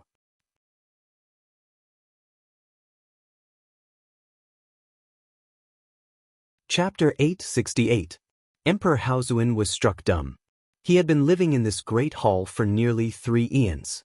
Ever since he ascended the throne and was warned by Great Yu's grand oracle that he would be killed by his son's plot, he had never left this great hall. In fact, he had been living in it all the time. The Great Hall was the core of the entire defensive formation in Liangzhu, and the control center of the vast spirit cave in Yuxiong Plain. As long as Emperor Haozuen sat in it, with the mystic art of the human race, he could borrow the infinite energy of Yuxiong Plain, as well as the power of the heroic spirits of Great Yu's ancestors gathered in the formation, and elevate his cultivation base and magic power to the peak level of Tao-breaking realm. But today, when he activated the formation with a mystic art, there was no response. Not only that, but the endless power of the stars and the natural energy of the earth veins that poured down from the top of the Great Hall were disappearing rapidly as well. The enormous amount of star power and natural energy, which had been pouring into his body like a waterfall, had now turned into a weak stream of light the size of a fist. A few moments later, the last stream of light had vanished, and the Great Hall suddenly became dark. The faint light of a few dim candles in the corners of the Great Hall illuminated the vast hall. It was so dark that the figures of the group of people were hidden in the darkness like shadows of ghosts. Only the faint green light emanating from the bronze-colored Buddha had become the strongest source of light in the Great Hall.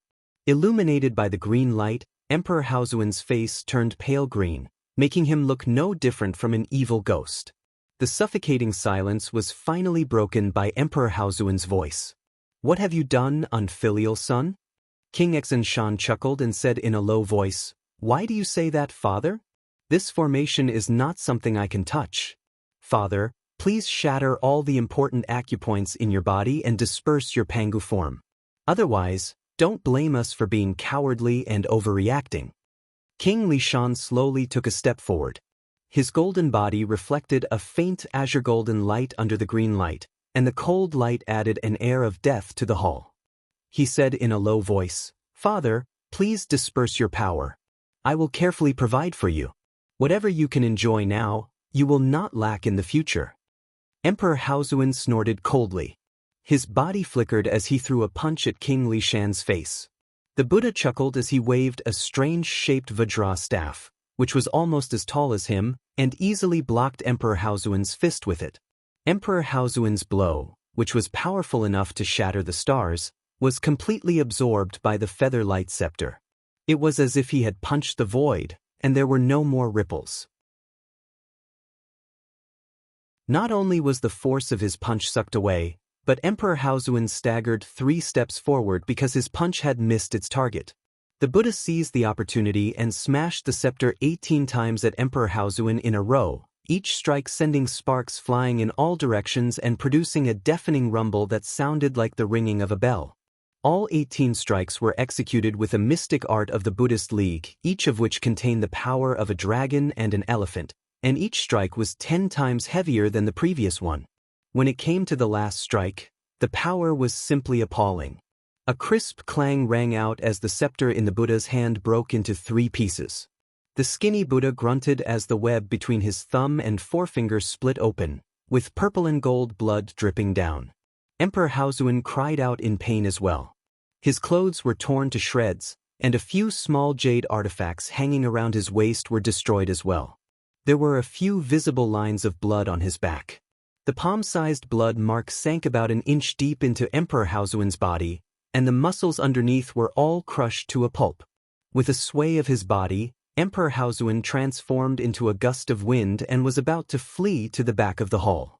But as soon as he flew up, King Xen Shan and King Lishan were already in front of him. A huge net made of unknown purple fibers and decorated with countless relics, pearls, and other rare treasures of the Buddhist League came crashing down toward Emperor Haozuan. Emperor Haozuan cried out in alarm as he was forcibly pulled out of the gust of wind by the net. Fortunately, his reaction was fast enough. As soon as the net stuck to his body, he immediately dodged a few steps to the side. That was how he managed to avoid being caught by the net. Unfilial sons. Emperor Haozuan trembled with rage. He could tell that King Xen Shan and King Lishan were not the reincarnations of Buddhas or Bodhisattvas. If they were, they would have been dug out and dealt with in the last Great Purge. With the mystic art of the Buddhist League, they had forcibly fused the golden bodies of the fallen Buddhas with themselves, and thus obtained nearly 70% of the overall strength of a Buddha out of thin air. Obviously, the golden bodies they fused with had a very high cultivation base when they were alive. Although they had only obtained 70% of the Buddhist power in the golden bodies, the aura they emanated was not weaker than Emperor Haozuan's, whose cultivation base had reached the peak of the 9 stars realm in the 3rd Panga heaven. Although the Buddhist power came easily, and King Xen Shan and King Lishan could not control it freely, it was enough to save their lives in front of Emperor Haozuan. Moreover, with the help of those magical artifacts of the Buddhist League, they could even pose a great threat to Emperor Haozuan. Just as Emperor Haozuan was furiously scolding his sons, the Buddha had quietly come up to him. With both hands locked into a flame-shaped incantation gesture, he pressed it heavily against Emperor Haozuan's back, leaving a trail of bronze flame in the wake of it. Emperor Haozuan cried out in pain, and then a ripping sound rang out as the bronze flame left a dark green reverse swastika on his skin and flesh. The swastika glowed with an eerie light, and Emperor Haozuan felt as if a hole had been opened in his body, through which his spirit, energy, and soul were pouring out. He spun angrily and pointed a finger at the retreating Buddha, then snapped, "This is the evil Buddha's seal. Are you the successor of the evil Buddha who was expelled by the Buddhist League?" Emperor Haozuan pointed his finger out, and dozens of very fine wisps of black smoke shot out of his fingertips, each of which had a dark light spinning rapidly like a star in it. The wisps of smoke flew at an incredible speed and with a great momentum. They tore through the void like real stars, stirring up a suffocating wind in the great hall. The Buddha laughed in a low voice. "I'm Buddha Soul, the founding patriarch of the evil Buddha. How can you say I'm your successor?" Buddha's soul retreated quickly. With every step he took, a green lotus flower that looked like bronze poured out from under his feet. The lotus quickly expanded to tens of feet in size, causing the surrounding void to tremble. As soon as the wisps of black smoke touched the lotus, they slowed down as if they had fallen into a swamp. Emperor Haozuan praised, "You are truly an evil Buddha. You have truly mastered the art of distorting the void of the Buddhist League." Emperor Haozuan sighed. Suddenly, a slit opened between his brows, and a vertical eye gleaming with purple light emerged. Accompanied by a sonorous sword cry, a simple and unadorned golden longsword flew out. On one side of the blade were engraved the sun, moon, and stars, while on the other were engraved the mountains, rivers, and plants. On one side of the hilt were engraved the art of farming, and on the other side was engraved the strategy of unifying the world. As soon as the sword appeared, an oppressive imperial aura filled the great hall, and hundreds of green lotus flowers suddenly split in half. Buddha's soul cried out in pain. A bloody mark ran from his forehead to his crotch, and purple-gold blood gushed out of it. In just the blink of an eye, the amount of blood that sprayed out of Buddha's soul's body was equivalent to the total amount of blood of dozens of normal adult men. King Exen Shan and King Li Shan, who had just pulled out two small sticks from their sleeves and were about to shoot at Empress Haozuan's chest, suddenly fell to their knees. Awed by the mighty imperial aura emanating from the sword, they could not help but kneel. "The Xianyuan sword!" King Exen Shan cried out. Emperor Haozuan held the sword in his hand and said coldly, "Yes, it is. If you want to kill me, it is far from enough to destroy Liangzhu's defensive formation." King Exen Shan and King Li Shan exchanged a panicked glance. Buddha's soul, who was severely wounded by the terrible sword intent of the Xianyuan sword, roared furiously and snapped, "What are you waiting for? What are you waiting for?" Emperor Haozuan was startled. Without hesitation, he swung the sword over his shoulder, but the great hall was suddenly plunged into darkness, and there was no more light. A sound of flesh being pierced rang out. Emperor Haozuan growled in a low voice, and then there was a muffled thud of a body falling to the ground. The light in the great hall gradually returned, and the power of the stars and underground energy, which had been cut off, poured into the great hall once again like a waterfall, pouring onto Emperor Haozuan's huge throne.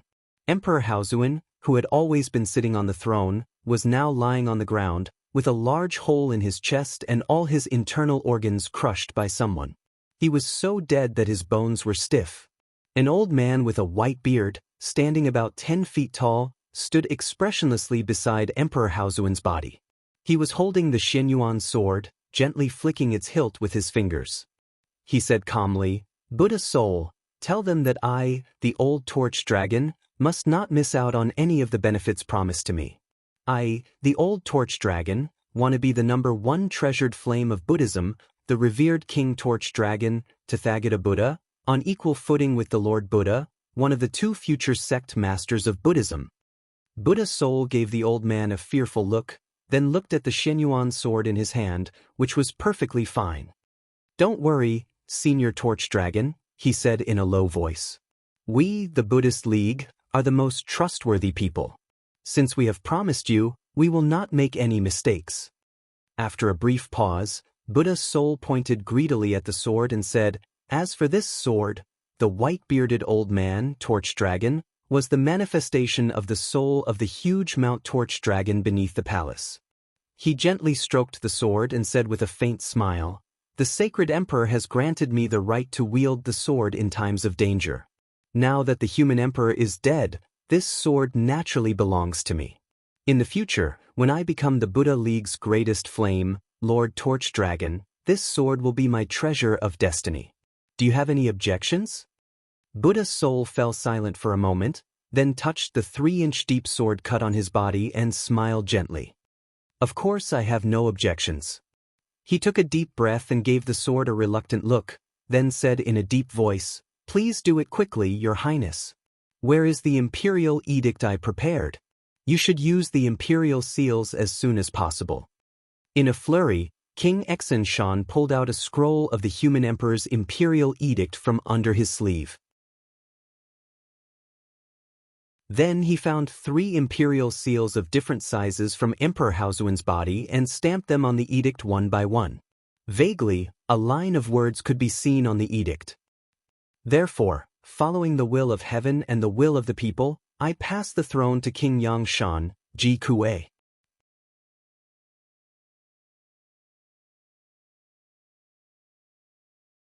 Chapter 869. They gave Baiqi a terrified look. When Baiqi unleashed his aura just now, they suddenly felt that the man in front of them was not a human, but a bloody demon king who had killed countless people. The aura of death and murderous aura that came rushing at their faces almost dispersed their souls. But they had to fulfill their duty.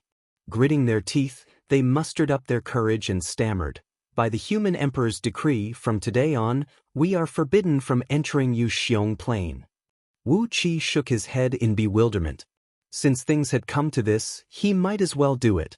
No matter what the Celestial Court and Buddhist League were planning, he had to poke a big hole in their plan first. After all, he had Zhang Yi and Su Qin, the 2 quick-witted tongues that had been around for thousands of years. So, he was not afraid of anyone trying to reason with him. 2 dark silhouettes rose into the air. 2 oracles, who were wearing long robes of oracles with 3 golden suns embroidered on their sleeves, nervously looked at the fleet of flying ships that stretched for hundreds of miles in front of them. One of them shouted out harshly, "Who are you? Why are you trespassing into Yuxiong Plain with an army? Don't you know this is a capital offense?" Wu Qi narrowed his eyes and bowed his head, pondering. He recalled the conversation between a monk and a Taoist in the void a few days ago. The Taoist said that you would soon have no energy to stop the immortals and mortals from outer heavenly realms. It seemed to be true today. Emperor Haozuen had died suddenly, and his body had not been found. All he left behind was an imperial edict that was said to be hidden in a secret compartment. No matter how he looked at it, it smelled of a conspiracy. Apart from Ao Buzan, Lord Xiansheng, Catfish, Yuan Qing, Gold Horn, Silver Horn, Gold Feather, Silver Feather, Feng, and Feng Tianling, and Lu Qingfeng, who had to oversee the administration of the East Sea, all the primordial experts under Wu Qi's command, including Luo Lu and the other members of the Lao clan, as well as 2 Xiaobai and other demon cultivators, had gone to underhand sect. Waving his hand, Wu Qi gritted his teeth and shouted, "Attack! Attack with all your might!" Beaming with joy, Zhang Yi waved both of his hands, and a frightening innate magnetic force enveloped the military town. With a loud bang, a dazzling light burst out from the military town, and countless restrictive spells firmly protected it. However, the mountains around the town suddenly collapsed, sinking hundreds of miles into the ground, leaving the lonely town exposed in front of the army of the East Sea. Coupled with the batch of heavenly ghosts in his hands, as well as Hu Hai and Xiangyu, who were cultivating the Fiend League's grand technique, Wu Qi's trump cards were not only limited to the Taoist League and the Buddhist League. If the Tao sect won, he would be the Tao sect's Zenith Heaven Golden Immortal. The former soldiers under Baiqi's command were usually trained by Baiqi, so they were all infected with the same disease as Baiqi. Upon hearing the word attack, several 100,000 soldiers roared and started their flying ships, flying straight towards the military town. Baiqi gave a long and sonorous cry. His body was shrouded in a thick layer of blood-red light, and like a blood-red meteor, he smashed down towards the town. Wu Qi felt slightly relieved. The underhand sect had sneaked into the Taoist League, and Beiji's branch had sneaked into the Buddhist League. Wu Qi himself was cultivating the cultivation technique of both Taoist and Buddhist League, and he had the scroll of stealing to deceive everyone. Thus, no one could see through his real background. Furthermore, he now held a high position in Diyu, and no matter how the situation changed, he would be able to adapt to the situation and make the choice that best suited to his own interests. But, after all, he was involved with Wu Qi in his previous life, and in this life, he was brought up by Wu Qi. Therefore, Beiji's loyalty to Wu Qi was impeccable. Before Wu Qi could give the order, the left and right armies of East Sea County, as well as the rear army, had already charged out. It was a pain of happiness.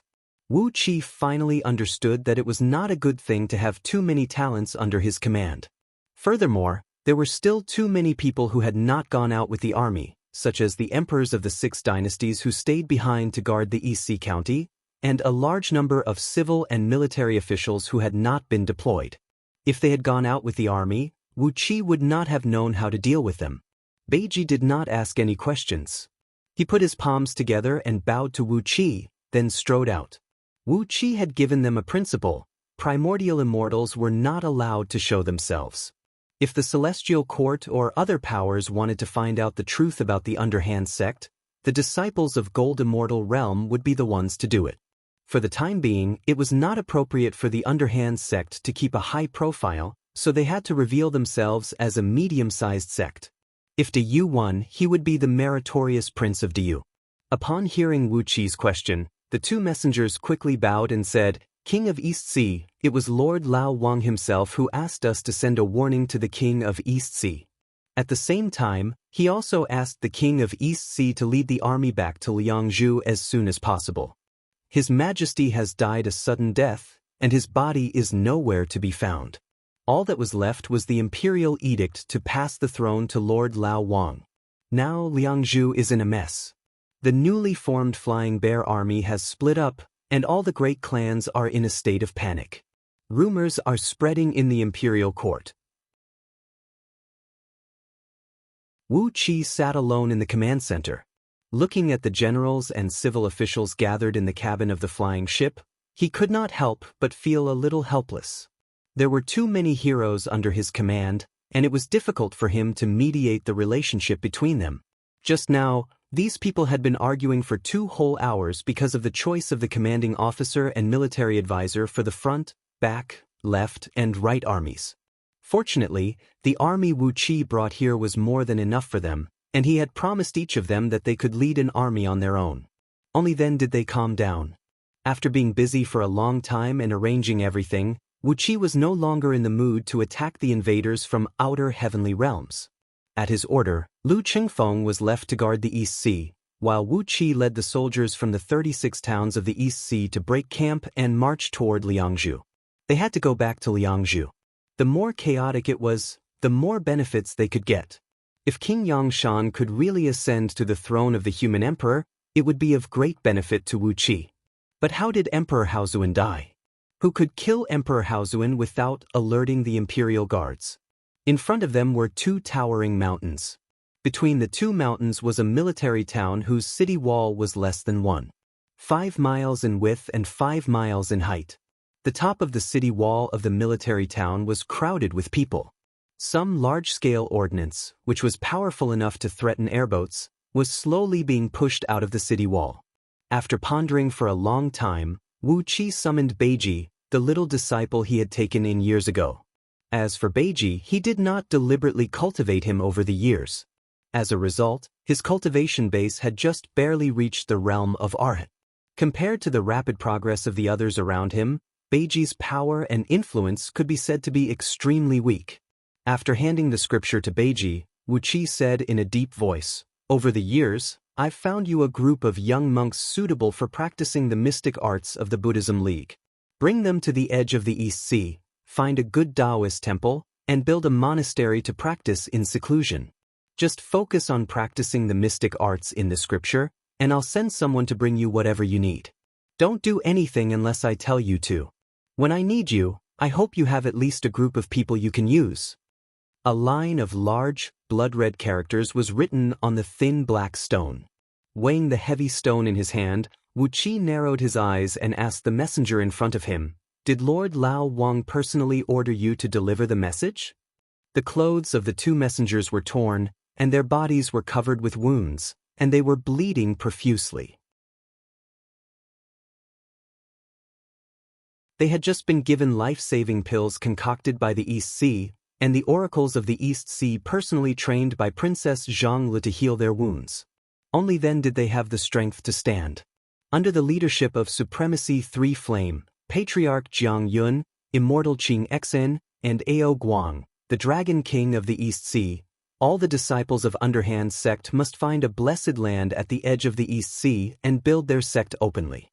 By now, countless immortal sects from outer heavenly realms had invaded Pangu continent along with the fallen heavenly realms, and dozens of immortal sects of various sizes were building their cave abodes every day. Therefore, the addition of underhand sect would not attract any attention. The emperor has collapsed, and the situation is strange. Hurry to Liangzhu. Lead the army. Baichi did not waste time talking to the two oracles. He drew the sword hanging at his waist and cut off their heads with one clean slash. The sword let out a dragon roar as Baichi's eyes shone with a feverish blood-red light. Pointing at the fortress in front of them, he cried out, "Boys, attack!" Even though they were fighting fiercely and corpses were strewn all over the place, Wu Qi was just sitting on the fishing platform, waiting to reap the fruits of his labor. To be able to use the means of a so-called great thief to such an extent, he had already surpassed the level of a thief and was almost at the level of a Dao. Zhang Yi nodded and cried out, "Kill, kill, kill. The human emperor is dead. Are they following the decree of a dead man today? Break through this fortress and head straight to Liangzhu. Kill the treacherous courtiers, purge the emperor's side, and uphold justice for me." At Wu Qi's solemn request, Patriarch Jiang Yun and the others left in a hurry. 1,800 flying ships were divided into 5 armies. General Baichi of the vanguard and Zhang Yi of the military advisor, General Lien Per of the right army and Lin Xiangru of the military advisor, General Yu Yi of the left army and Su Qin of the military advisor, General Li Mu of the rear army, and 2 brothers, Sun Bin and Pang Wan, who were advising him. He waved his hand and signaled the 2 messengers to leave, then quickly gave out a series of orders. If the Buddhist League was victorious, he would be the ancient Buddha of the Buddhist League. Patting Beiji's shaved head, Wu Qi handed him a scroll of ancient Buddhist cultivation scripture which he had compiled himself. The mystic technique of the Buddhist League was not the one cultivated by Lord Buddha Amitabha or Buddha Fudu.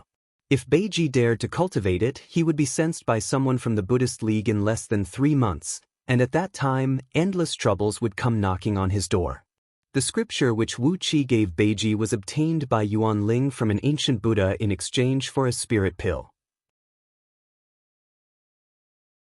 The Zen scripture contained in it was very different from that of the current Buddhist League. In terms of subtlety, it was not as good as the current Buddhist League, but in terms of power, none of the current Buddhist League's divine abilities could compare to it. With the help of Princess Zhang Li's divine ability, the flying ships flew nearly 100 times faster than usual. In just half a day, the East Sea's army had arrived at the outermost outpost of Yuxiong Plain. Baichi snorted coldly as he took a step forward and appeared in front of the 2 messengers. Without even looking at them, Baichi said in a deep voice, "Something has happened in Liangzhu, and we've been ordered to reinforce it. Do you have any objections?" The army of 30 towns was hidden in Dark Een Celestial Tower, and only the army of 6 towns was accompanied by flying ships. 1,800 large flying ships whistled across the sky, casting a thick shadow on the ground like a dark cloud. There were 3,000 soldiers and 300 priests on each flying boat. The musicians in the army excitedly hammered the war drums and blew the horns, playing the array-breaking music passed down from the ancient battle of Zhuolu, slaying Qiyu. After witnessing the rapid cultivation speed of the human cultivation technique, Baichi and the other war maniacs had been practicing the true body of heaven and earth scripture, which had been carefully modified by Wu Qi. Although the cultivation speed of the modified scripture was slightly slower than that of the original version, it allowed them to absorb the natural energy and refine their souls at the same time, so there was no limit to their natural lifespan. At the moment, Baichi was surrounded by pure Pangu's sacred energy. As he asked, the aura emanating from him was as sharp as a blade, scaring the 2 oracles into stepping back.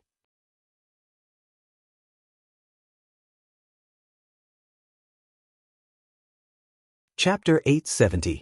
The 5-colored divine ray transformed into a huge hand that blotted out the sky and pressed down heavily on the military town, which was dozens of miles in circumference. Immediately, the crisp sound of countless crystal vases shattering rang out, and hundreds of restrictive spells, big and small, were shattered by the palm, causing all the generals and soldiers in the town to cough up blood and fall to the ground. Led by Baichi, the soldiers of East Sea, whose eyes had turned bloodshot, could not stop in time. A large number of soldiers in the town had fallen, but they still raised their weapons and rained down arrows. Another large number of soldiers who were knocked unconscious by Princess Zhang Lu fell to the ground. The soldiers of East Sea marched back and forth in the razed town, searching with neat steps. The corpses of the dead soldiers were placed neatly on one side, the wounded were imprisoned and sent to the flying ships at the back for treatment, and the soldiers who were in good condition but knocked unconscious by Princess Zhang Lu just now were forced to drink the puppet powder concocted by the Directorate of Celestials of East Sea, and were forced to join the vanguard army led by Baiqi. Meanwhile, Zhang Yi and Su Qin, the two evil men who could shake the world with their tongues, followed closely behind these captured soldiers, telling them that the human emperor was framed and had died, and that the king of East Sea was rushing to Liangzhu to rescue the princes of the imperial clan. In order to enhance their persuasiveness, they produced an imperial edict and a secret edict from an unknown source. The people of Diyu were simple and honest, and their customs were traditional and closed. How could these soldiers ever think that a subject of Diyu would forge an imperial edict? As soon as Zhang Yi and Su Qin took out the imperial edict and the secret edict, all the soldiers in the town knelt down and surrendered willingly to the commander of East Sea. At the sight of this, Wu Qi could not help but sigh with emotion. There were also advantages to being ignorant. These soldiers of Diyu were too simple and honest, which had saved him a lot of trouble. Right when Wu Qi was sighing with emotion, a few of Baiqi's grandsons dragged a few captains from the military towns, who had an unsightly expression on their faces, and brought them to Wu Qi. Large groups of East Sea soldiers guarded the surroundings, and in the air, there were also hundreds of priests with golden sun emblems embroidered on their sleeves. When these generals saw that the East Sea army was so well guarded, although they were cursing, they did not try to escape in vain.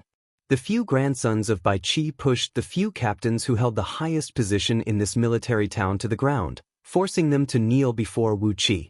These generals were covered in cuts and bruises, and some of them had their arms and legs chopped off. In the face of the East Sea's attack, the outermost line of defense in Yuxiong Plain was still too weak to resist the East Sea's attack. When he saw Wu Qi, a general, whose body was mostly intact but had a cut on his face, growled furiously, "King of East Sea, you forged the human emperor's edict. This is a crime punishable by the extermination of your entire family. You, as a foreign minister, how dare you lead an army to attack Yuxiong Plain? You are dead meat." Wu Qi looked at these generals with great interest and said with a smile, "Just now, someone told me that the human emperor gave you an edict today, ordering you to seal off Yuxiong Plain and forbid any foreign ministers from entering, right? But as far as I know, the human emperor passed away a few days ago. Where did you get the edict?" The generals' faces flickered. Wu Qi narrowed his eyes and smiled. "You can do it, but I can't? Isn't it just forging an imperial edict? Damn it, Liangzhu is in a mess now. So what if I forged an imperial edict? When the big picture is settled, who will care about such a trivial matter?"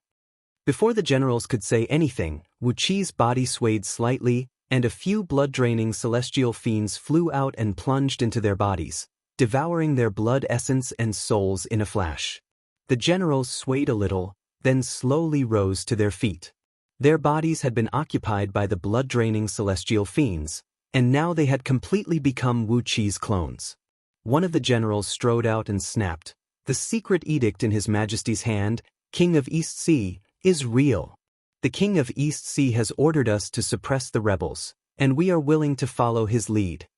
Just now, when they saw their commanders suddenly jump out and confirm their words, the remaining 80,000 soldiers in this military town answered in unison, and obediently allowed the East Sea Commandery to reorganize them, make them part of Baiqi's frontline army, and listen to Baiqi's command. After looting all the war materials and instruments in this military town, the East Sea Commandery boarded flying ships, rose into the sky, and flew quickly toward Liangzhu. This was already the territory of Yuxiong Plain. In order to prevent immortals and itinerant cultivators from intruding into Yuxiong Plain, a large city was stationed every 10,000 miles, and a military town was stationed every 1,000 miles. Depending on the terrain, the military towns were garrisoned with 3,000 to 5,000 soldiers to 100 or 200,000 soldiers, while the large cities, which were responsible for controlling the situation within tens of thousands of miles, were garrisoned with at least 300,000 to 400,000 soldiers, and at most, nearly 1,000,000 soldiers. These soldiers were only the peripheral garrisons of Yuxiong Plain, and the strongest among them was only a middle-grade Heaven Immortal, which was far inferior to the original Yuxiong army. But these soldiers were huge in number, and together with the strong walls and countless restrictive spells, the combat effectiveness they could exert was extremely astonishing. Unfortunately, they ran into the people of the 6 states under Wu Qi's rule. Not to mention the military prowess of Baiqi and Li Mu, Zhang Yi, Su Qin, Li Si, Wei Liaozi, Lin Xiangru, and the others, could not be resisted by these simple and honest soldiers of Diyu. Along the way, the East Sea Commandery Army's deception, surprise attacks, and the help of Wu Qi and the other almighty experts had possessed the bodies of Wu Qi's blood-draining celestial fiends, and all the soldiers had become the vanguard under Baiqi's command. The march of the East Sea Commandery Army to Liangzhu was like a hot knife through butter. There was basically no difficulty to speak of, except for Su Qin and Zhang Yi, who were busy forging the human emperor's imperial edicts. They had forged at least 100 strange imperial edicts and secret edicts along the way. Fortunately, they had the help of Li Si and the others, who were really good at this kind of shady business. On average, a military town would waste a quarter of an hour, and a large city would only delay the East Sea Commandery Army for an hour. With the meticulous calculation of the people of the 6 states, the East Sea Commandery Army swept through the eastern defense line of Yuxiong Plain, and in just a few days, broke straight into the outskirts of Liangzhu. In the void, 3 monks and 3 Taoists were standing on 2 flaming meteors, quietly overlooking everything that was happening in Yuxiong Plain. Unlike the monk and the Taoist Wu Qi saw the other day, who stood almost side by side, today, the 3 monks and 3 Taoists were at least tens of miles apart from each other. On top of that, the 3 Taoists were surrounded by flickering lights. Clearly, they had unleashed their defensive immortal artifacts, lest someone attack them from the dark. The 3 monks and 3 Taoists all had a very strange expression on their faces as they watched the East Sea Commandery Army march straight in. When the East Sea Commandery Army had broken into the outskirts of Liangzhu, one of the monks murmured in a low voice, "How stupid are these Diyu soldiers?" Another Taoist glared at the monk and said with a cold grin, "They are indeed a little stupid. I wonder if fellow Taoist has a good plan to delay them?" The 3 monks and 3 Taoists looked at each other, speechless for a long while. Then, they turned their eyes to the west of Yuxiong Plain at the same time, where Gao, the king of Wei Shan, was trudging toward Liangzhu with great difficulty. Along the way, the major cities and military towns had given him a lot of trouble.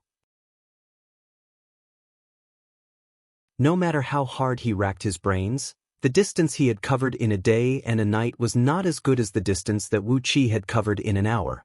By now, Wu Qi had reached the outskirts of Liangzhu, and Gao was still 10 days away from the city. Frowning, the 3 monks and 3 Taoists stared at the mighty army of the East Sea Commandery Army, then suddenly sighed heavily. Why does Diyu have such a freak? Liangzhu was just 1,000,000 miles ahead of them. Standing on the deck of the flying ship, Wu Qi and his companions could already see the city wall. Now, Liangzhu was no longer as peaceful as it was when Wu Qi first saw it. It had a hint of laziness in its tranquility and a unique charm in its antiquity. The aura in the sky above Liangzhu was in a mess. Various auras collided and rubbed against each other, causing the natural energy around the city to be in a mess.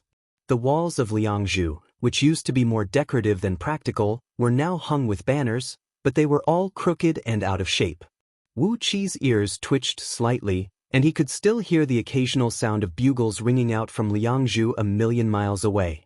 But the sound of the bugles was also very messy, like the last struggle of a dying man. It was a bad sign. Looking at Liangzhu, Wu Qi murmured in a low voice, "Why does it look like the country is going to perish? Why is the aura of the emperor so messy?" Princess Zhang Lu narrowed her eyes. She glanced at Liang Zhu with a five-colored divine light and said straightforwardly, "It's hopeless. 90% of Liang Zhu is covered by the aura of death, and over 90% of the people in the city are going to die. It's a bloody disaster, and they will die without a whole corpse. It's just a matter of who starts it first." Wu Qi opened his mouth but didn't say a word. Princess Zhang cultivated herself in the primordial Tao of divinity, and as an ancient god, she had a much better understanding of fortune than any other powerful being. Since she could tell that 90% of Liang Zhu was covered by the gray mist, and over 90% of the people in the city were going to die in a bloody disaster, it was basically a foregone conclusion. Giga Zi, who was an expert in all kinds of yin and yang magic, glanced at Liang Zhu and said with the same certainty, "Someone has messed up the fortune of this place with a powerful divine ability. How did the fortune that could have been passed down from generation to generation become like this? The one who messed up the fortune of this place is right in the center of Liangzhu." "The center of Liangzhu? It's in the Imperial Palace, on Mount Torch Dragon," said Wu Qi in a low voice. "That's the heart of Liangzhu and the entire Yuxiong Plain." Baiqi narrowed his eyes and looked ahead, his muscles rippling like water as he chuckled and said, "Chaos is chaos, death is death. That place is filled with a bloody aura, and a great war is coming. Boys, get your weapons ready." Unlike Wu Qi and the others, when the generals of the Six Dynasties saw the strong bloody aura above Liangzhu, they could no longer hold back their blood. As the flying ships of the East Sea approached Liangzhu at high speed, a sudden rumble came from the front. Amidst a cloud of dust, a troop of about 70 to 80,000 soldiers was fleeing in this direction like refugees. Behind the troop, an army of at least 500,000 soldiers was slowly approaching in neat phalanxes, with tens of thousands of elite cavalrymen chasing after them and killing all the fleeing soldiers. Among the fleeing troops in front of him, there were about 2,000 people clustered around a large flag. On the flag, the words Green Hill were written in large letters. The one fleeing was King Yangshan's eldest son, Ji Dai, the king of Qingqiu.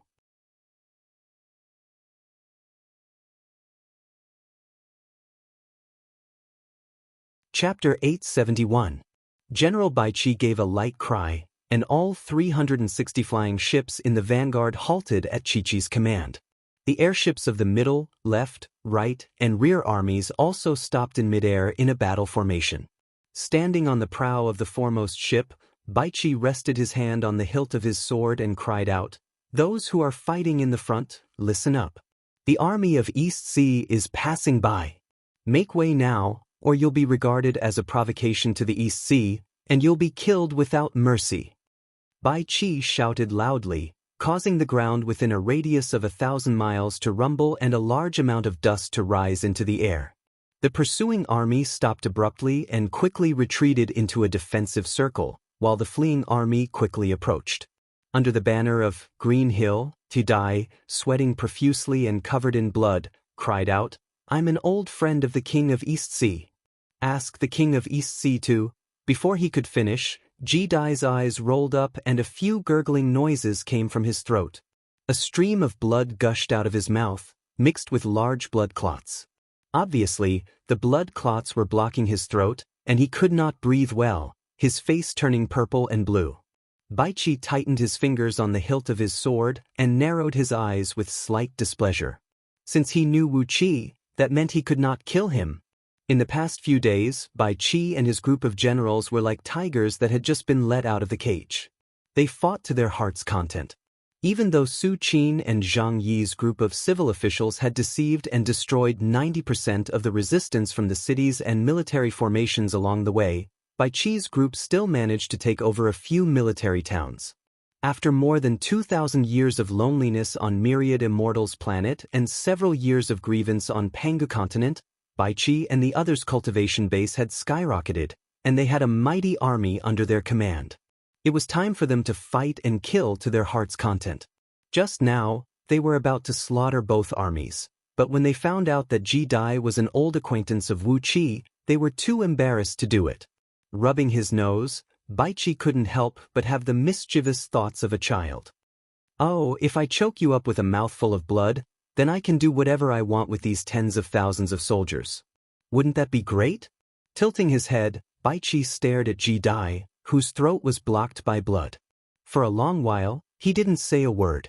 He ordered a messenger to inform Wu Qi of the situation. Fortunately, Wu Qi's divine sense had covered most of Yuxiong Plain at all times. While Baichi was still thinking about those bloody thoughts, Wu Qi had already flown past the vanguard and strode to Ji Dai's side.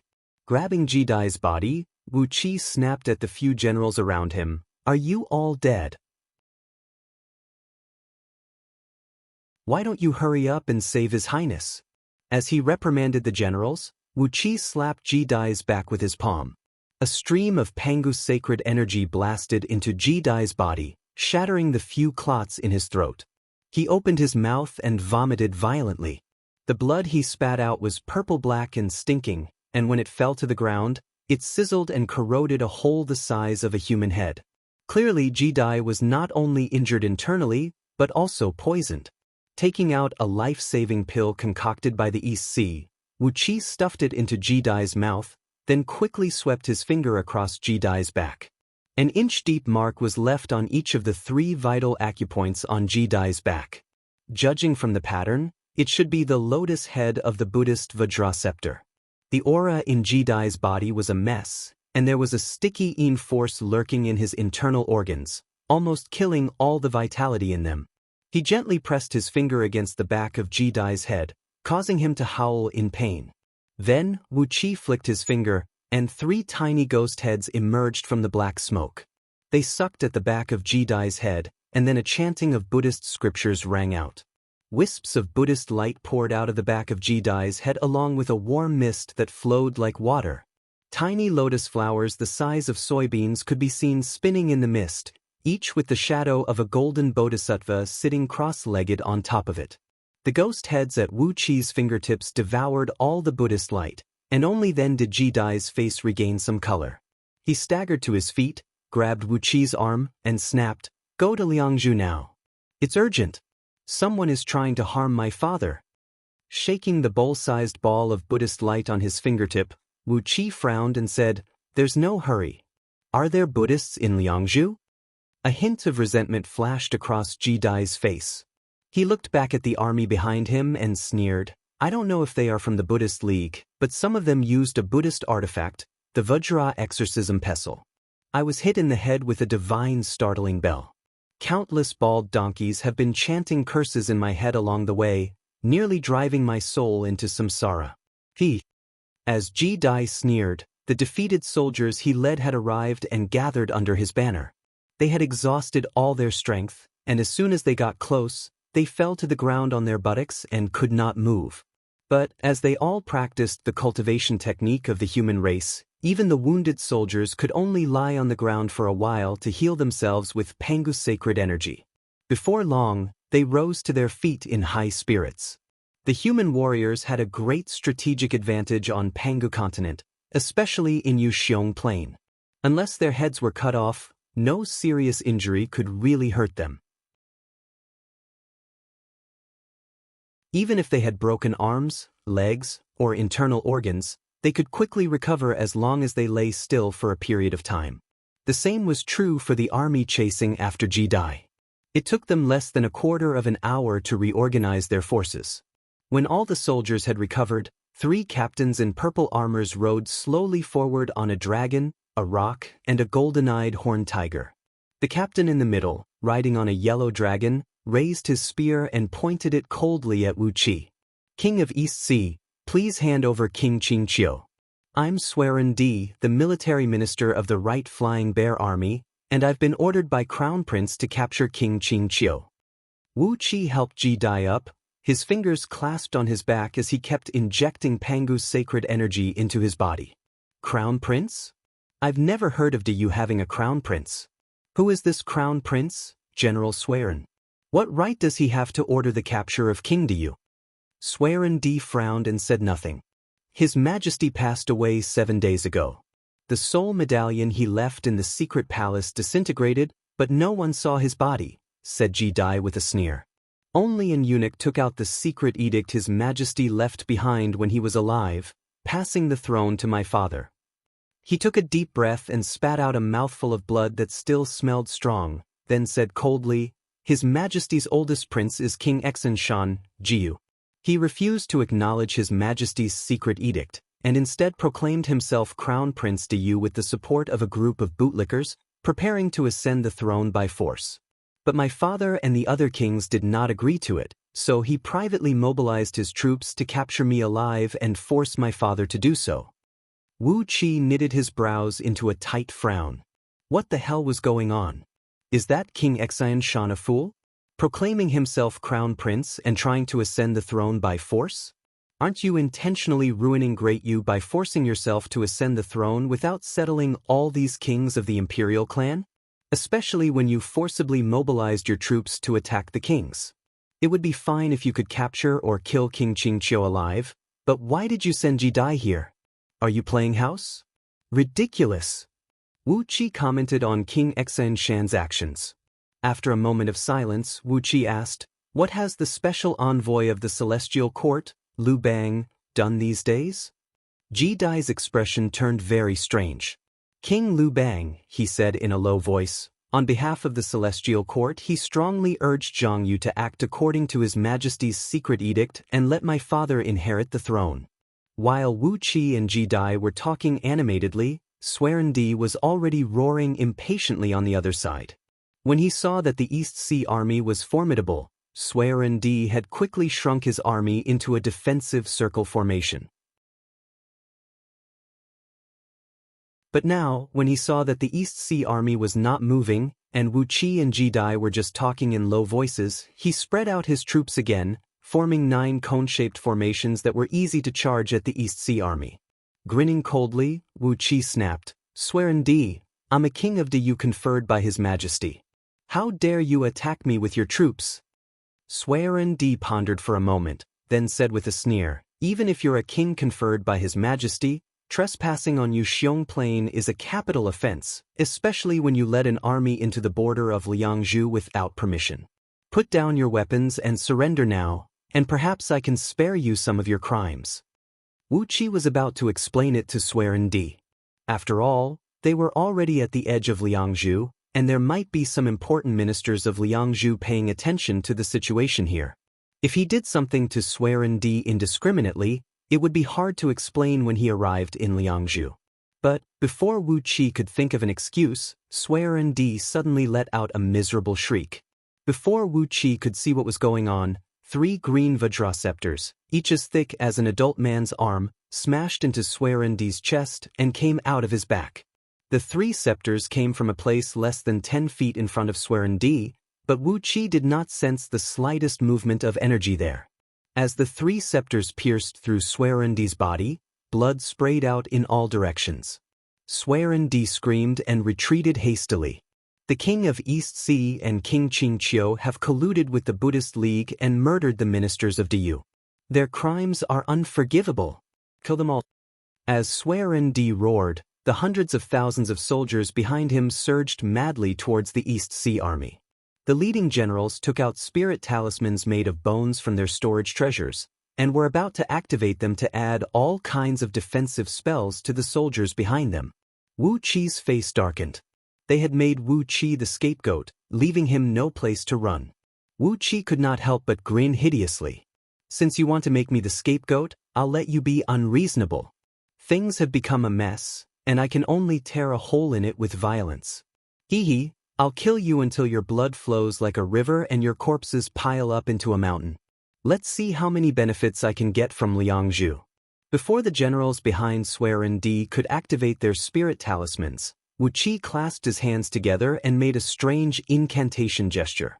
Wisps of dark smoke wheeled quickly in his palms and quickly condensed into a ferocious ghost head. Wu Qi gave a thunderous roar and released the ghost head. A thunderous boom that sounded like a million thunderbolts exploded right next to everyone's ears. Blood spurted out from the 7 apertures of the hundreds of thousands of soldiers led by Swearendi. More than half of them fell to the ground without making a sound, and only a small half of them, who were stronger, managed to straighten their bodies and charge forward. However, the direction of their charge had become messy, and they had completely lost their way. Waving his hand forward, Wu Qi growled, "Kill them all. Leave no one alive." Along with a wild roar, Bai Qi pulled out his sword and rushed out.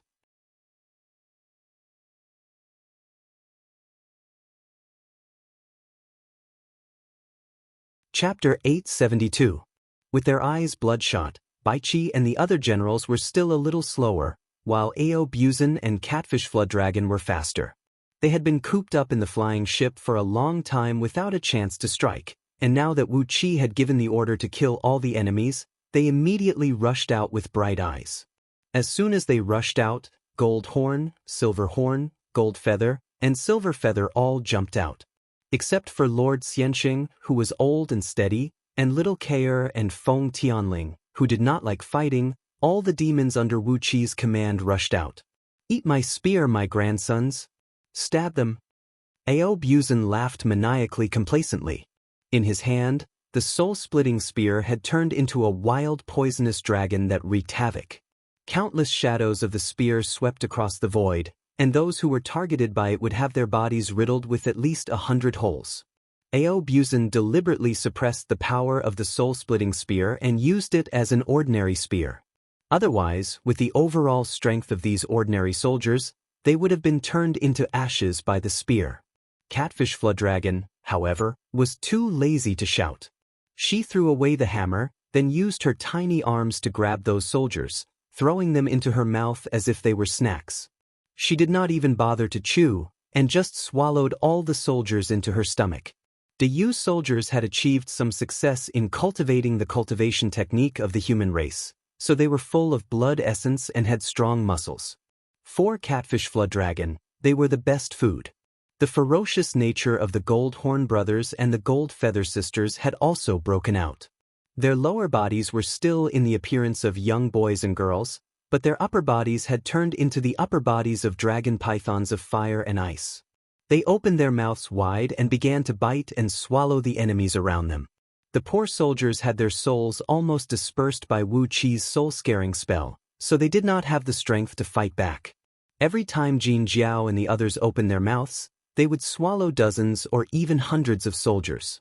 A great deal of blood sprayed out of their mouths, and their shrill howls stretched from their mouths to their stomachs. As soon as these fierce beasts attacked, a storm of blood broke out on the battlefield. The ferocious scene of people being eaten as snacks made some of the soldiers of the East Sea tremble. However, the ferocious behavior of Catfish Flood Dragon and her companions had provoked these soldiers of East Sea to become even more ferocious. What else could they say when such ferocious men were their generals? "Raise your weapons and kill." When Bai Qi and the others saw that Ao Buzan and the others had taken the lead to attack, they were so angry that the blood vessels between their eyebrows were throbbing. They roared angrily and rushed out like mad tigers. Bai Qi's killing intent was the strongest.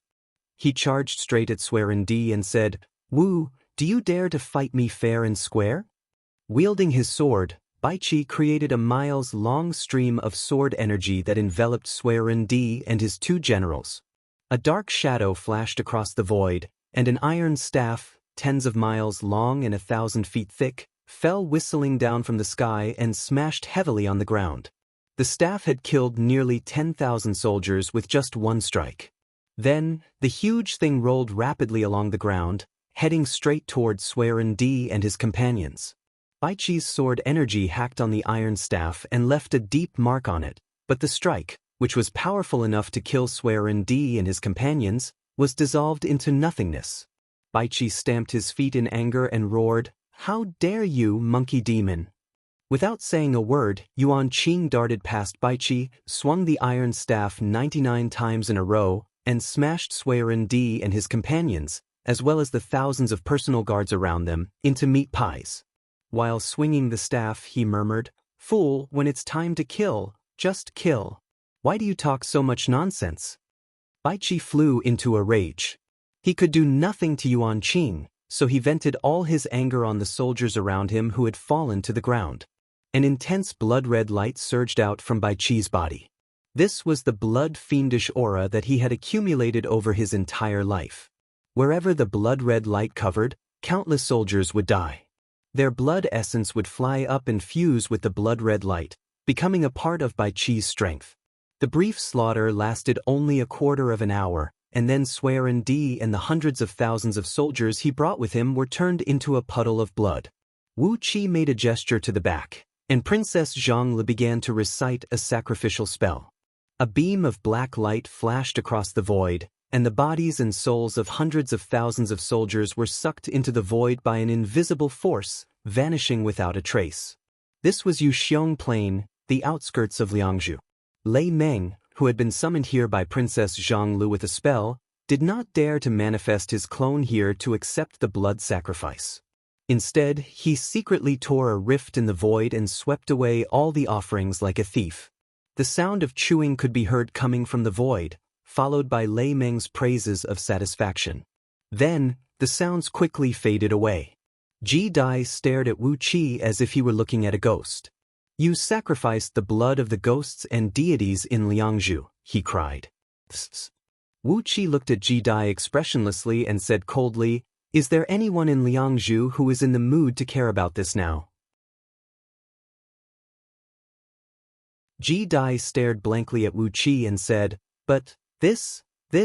Wu Qi shook his head and said indifferently, "If Lord Lao Wang ascends to the throne, will he punish me for this?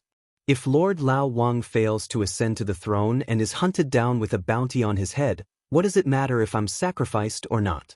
In any case, it's a crime of extermination." Ji Dai blinked and pondered for a long time before he understood. He looked at Wu Qi with an unsightly face and did not say a word for a long time. Wu Qi ignored Ji Dai's ever-changing expression. He just waved his hand and motioned all the soldiers to return to their flying ships. Then he slightly reorganized the army. The 1,800 flying ships were no longer divided into front, back, left, right, and center. Instead, they formed a large square formation that was the size of Chichi and flew toward Liangzhu.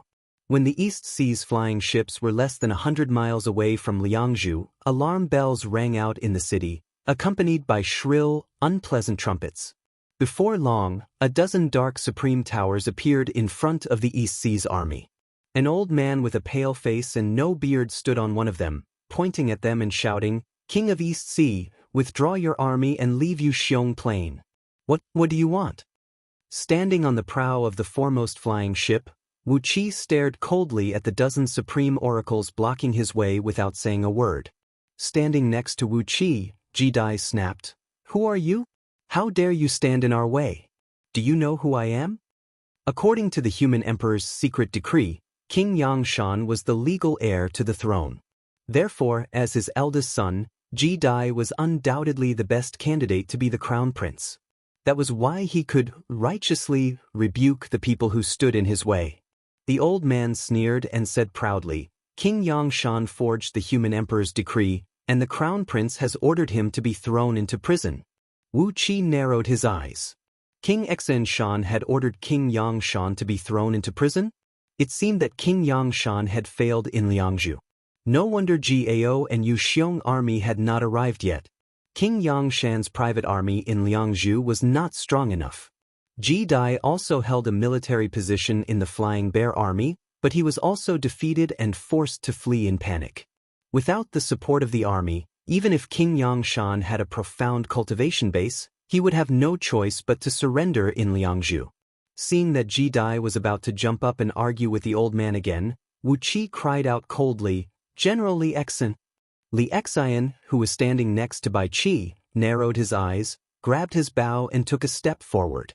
In the blink of an eye, Li Exan shot out a dozen arrows, hitting each of the dozen oracles who tried to block his way with an arrow. All of the arrows were aimed at the space between their eyebrows.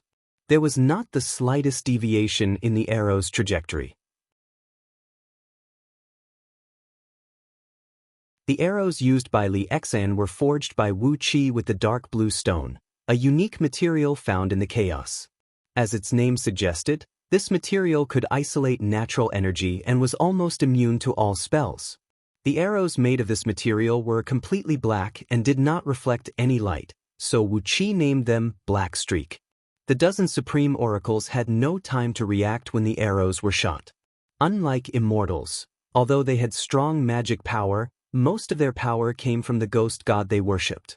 Compared to immortals, the speed at which human oracles cast their spells was slightly slower, especially the large-scale and powerful spells, which required a longer preparation time to cast. At this critical juncture, when they were attacked by Li Xian's divine arrows, it was the difference between life and death. With an ominous black light, the streak of black light gently sank into the foreheads of the oracles who stood in their way. Fragmented jade accessories exploded from the bodies of the priests. These were the protective artifacts they carried with them, but compared to the powerful artifacts of immortals, the supreme priest's protective artifacts were far too weak.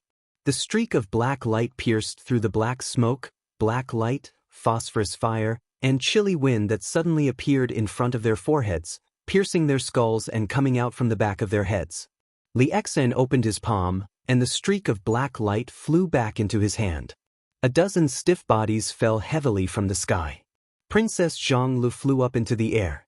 With a sweep of her five-colored divine light, she snatched all the supreme towers that had lost their owner's control and had lost all their spirituality. A burst of exclamations came from the void around Liangzhu, as the supreme oracles who were secretly watching the battle from all the aristocratic families in Diyu cried out in horror. Everyone knew that the oracles of Diyu took a long time to cast spells when facing the enemy. If they were fighting against immortals, the oracles of Diyu would be fully prepared. By fusing the power of ghosts and gods with themselves in advance, they would naturally have infinite power to adapt to the situation. But these oracles just stood in front of the army of East Sea and ordered Wu Qi and the others to retreat to the East Sea. They never dreamed that Wu Qi would give the order to kill them.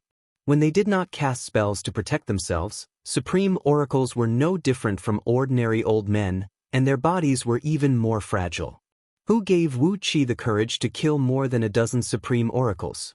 Those he killed were not ordinary mortals, but supreme oracles, the ultimate strategic force of Diyu. Crazy! The king of East Sea must have gone crazy. Those people from the aristocratic families made up their minds about Wu Qi. But before they could recover from the shocking scene of Wu Qi giving the order to kill a dozen supreme oracles, Wu Qi did something else that almost made them vomit blood. 108 Kunwu swords flew out of Wu Qi's body and hovered over Liangzhu with a ghastly green light. Kunwu swords, as important ministers and descendants of the aristocratic families of Diyu, who would not recognize them. They were the divine weapons crafted by the sacred Emperor Shenyuan himself, the weapons used to kill Qiyu. In a sense, they represented the sacred Emperor Shenyuan and a certain faith and symbol of the human race. Now, they flew out of Wu Qi's hand and transformed into the fiend-slaying sword formation, trapping the city of Liangzhu. "I don't care if you are the crown prince or not," snapped Wu Qi. "Release King Yangshan, who has been secretly appointed by His Majesty. Otherwise, Liangzhu will be destroyed." There was a dead silence. No one answered Wu Qi. Everyone was so shocked that their minds went blank, including Ji Dai, who was standing next to Wu Qi. "Are you crazy to threaten to destroy Liangzhu?"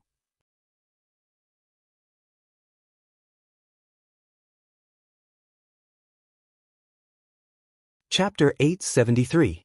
With Kunwu swords hovering high in the sky, no one in the vast city dared to move. As time went by, Wu Qi's face grew more and more unsightly. Gradually, a loud rumble rang out under the city, sounding like the crashing of a tidal wave. At first, there were only wisps of purple smoke rising from the ground and pouring into Kunwu swords. A quarter of an hour later, 108 streams of purple smoke rushed out of the ground and rushed into Kunwu swords with deafening rumbles. A blinding light burst out from the Kunwu sword. Everything in the world seemed to become translucent. The light penetrated a little bit and forced those members of the powerful families in Liangzhu, who were hiding in the void and watching the battle, to show themselves and close their eyes in embarrassment. With Liangzhu city as the center, enormous formation blueprints lit up one after another. Soon, These blueprints formed an enormous, solid formation, trapping Liangzhu City in the middle. Without Wu Qi's command, Kunwu swords naturally occupied the 108 most important nodes of the formation, constantly absorbing the enormous energy pouring out of the ground and injecting it into the formation, echoing with the growing power in the formation. The formation was the core defensive mechanism of Liangzhu. On the night Emperor Haozuan was assassinated, he could not activate it to protect himself or kill his enemies. But today, under the guidance of the Kunwu swords, it was suddenly activated, and it was bursting with a murderous aura. Compared to when Emperor Haozuan was controlling it, it was now emanating a terrible aura of destruction. It had something to do with the way the formation was controlled. Emperor Haozuan controlled the formation with the Shenyuan sword, which was the sword of the emperor and focused on awe in all directions with a mighty aura. Kunwu swords, on the other hand, were filled with an aura of slaughter, and the true face of the swords was a powerful killing intent. Therefore, the formation that was activated was also imbued with a fierce killing intent. When the whole formation was activated and the power accumulated in Kunwu swords had reached the point where it could not be used anymore, Wu Qi, whose face had turned purple from the enormous energy fed back to him, snapped, "Release King Yangshan now, or else." A beam of sword light flashed across the sky. The supreme sword power transformed into an azure dragon and descended, turning the east gate of Liangzhu into ashes along with a sky-shaking dragon roar. With Wu Qi's current level of cultivation, he could not control the formation, and he could not draw the enormous power from the formation into his body and turn it into his own. This required a secret art passed down from generation to generation in order to contain the terrifying power in the formation. When the formation accumulated power to a limit, Wu Qi could not control it anymore, so he could only let the formation pour out the excess power freely. The east gate of Liangzhu City became a sacrifice for Wu Qi to relieve his pressure. The tens of miles-long section of the city wall, thickly covered in countless magic seals, vanished just like that. Since the founding of Liangzhu, not a single brick or tile had been damaged. But today, Wu Qi had finally broken the indestructible golden body. In the void, countless members of the Diyu clan and Chi-Chi sucked in a cold breath and glanced at each other in horror. Then, dozens of supreme towers tore open the void at the same time and rushed into the city. After nearly 10 minutes, King Yangshan, alone and looking a little haggard, slowly came to the east gate of Liangzhu, which had been turned into a huge pit. There was a hint of a smile in his eyes, and his face was expressionless as he cried out dryly, "What are you doing? You've broken the gate of Liangzhu. Have you become a coward? Open the formation and get in here." After a brief pause, King Yangshan snapped, "Do you know what a great crime you've committed? Do you know that Crown Prince was almost scared to death by you?" Although King Yangshan was scolding Wu Qi and Ji Dai, the smile in his tone was so obvious that even a fool could hear it. In particular, he emphasized the word, Crown Prince, and he even dragged out the words almost scared to death, one by one. There was no need to hide his gloating. King Yangshan was gloating over Wu Qi's misfortune. Kunwu sword. Why did Sacred Emperor Shenyuan give it to Wu Qi? King Yangshan's internal organs were spinning with joy. Let's see what you guys can say now that Kunwu sword is here. With his hands clasped behind his back proudly, Wu Qi nodded and cried out, "Leave the army outside. Set up camp at the 4 gates. King Isi and Ji Dai, come with me." Wu Qi cleared his throat. With a gesture of his hand, the dark Een celestial tower rose whistling into the air and opened its 4 gates.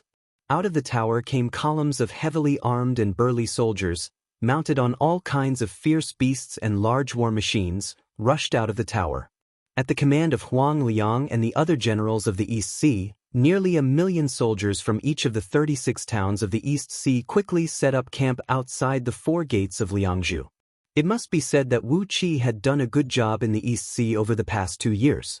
With the endless natural energy and the energy he spared no expense to speed up time, the soldiers of the East Sea were not only numerous, but also had amazing cultivation bases. Most of the officers in the East Sea were in the realm of the 2nd Pangu Heaven, while the weakest soldiers were at least in the realm of 7 stars or 8 stars of the 1st Pangu Heaven. Hundreds of thousands of oracles rushed out of the dark Een celestial tower along with these soldiers. 30% of the sleeves of these oracles were embroidered with dazzling golden sun emblems, while the other 70% were embroidered with silver crescent moons. The hearts of the aristocratic families in Liangzhu sank when they saw all this. The overall strength of Wu Qi's men was simply too amazing. Although the East Sea seemed to lack some top combat forces, in terms of conventional military strength alone, the soldiers and oracles Wu Qi had shown so far were basically as strong as the entire military strength of a dozen of the oldest clans in Liangzhu. Some of the aristocratic families who had other thoughts could not help but curse in their minds. Under the nose of the human emperor, the aristocratic families in Liangzhu had to be very careful in recruiting a team of private guards, and they dared not to expand their military strength recklessly. But how could Wu Qi, a lucky fellow who had no foundation in Diyu, dare to recruit such a large army? Large groups of Dong Hai soldiers swaggered past outside Liangzhu. They deliberately stomped on the ground and smashed the iron poles like thunderbolts when they set up their tents. The noise shook the city and made dust rise into the air, and the faces of those from the aristocratic families nearby and far away turned extremely unsightly. Among the traditional and conservative nobles of Diyu, when had there ever been someone as arrogant and rude as Wu Qi? King Yangshan was all smiles, as if he did not notice the strange looks in those people's eyes. Leading Wu Qi and his company, he strode toward the imperial palace. Along the way, people could be seen hovering in midair above various mansions, quietly watching them. All the courtiers of Diyu knew that Wu Qi was King Yangshan's man. After all, Wu Qi had risen to power under Gao, the former king of Yangqiu. Now, Gao had replaced King Wei Shan and taken charge of Yuxiong army, and Wu Qi had been conferred the title of King East Sea, training a new army in the East Sea at Emperor Haozuan's order. Today, it seemed that in less than 2 years, Wu Qi had made a big stir in the East Sea. How did he manage to train such a mighty army? And this was only the army under Wu Qi's command. Yuxiong army, led by Gao, had not arrived yet. When Yuxiong army arrived outside Liangzhu, what choice would they make? Amidst countless complicated gazes, Wu Qi and his company entered the imperial palace of Diyu, stepped onto Mount Torch Dragon, and walked into the already noisy great hall of the court.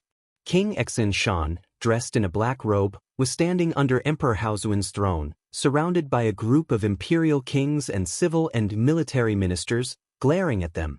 As soon as he saw Wu Qi enter the great hall, King Exin Shan immediately snapped, "Somebody, take down this arrogant traitor." Someone, remove the title of King East Sea and demote him to a commoner, and all the civil and military ministers of East Sea as sinners, exiling them to the northernmost land. What a bold act! King Yangshan murmured in a low voice. Since we've shed all pretense of cordiality, let's do whatever we want. With his hands clasped behind his back, King Yangshan walked leisurely to another group of people in the great hall and stood still. This group of people was also dressed in the robes of kings, and most of the people behind them were clad in armors and military uniforms. Clearly, they were close to and supported King Yangshan. In addition to King Xianshan's group and King Yangshan's group, there were several other groups of people standing in a disorderly manner in the great hall. Among them, there were people dressed in the robes of King Diyu. The number of people behind them varied, but judging from their manners and bearing, they were all representatives of the imperial clan or powerful clans in Liangzhu. At the sound of King Xianshan's almost hysterical roar, a group of tall and burly longbow men came striding toward Wu Qi. Wu Qi sneered. He casually pulled out a kunwu sword and thrust it into the ground. Amidst a loud clang, Wu Qi snapped, "Who dares to arrest me? Who dares to strip me of my title? King Xianshan, right? You're just a self-proclaimed crown prince, not the human emperor of Diyu.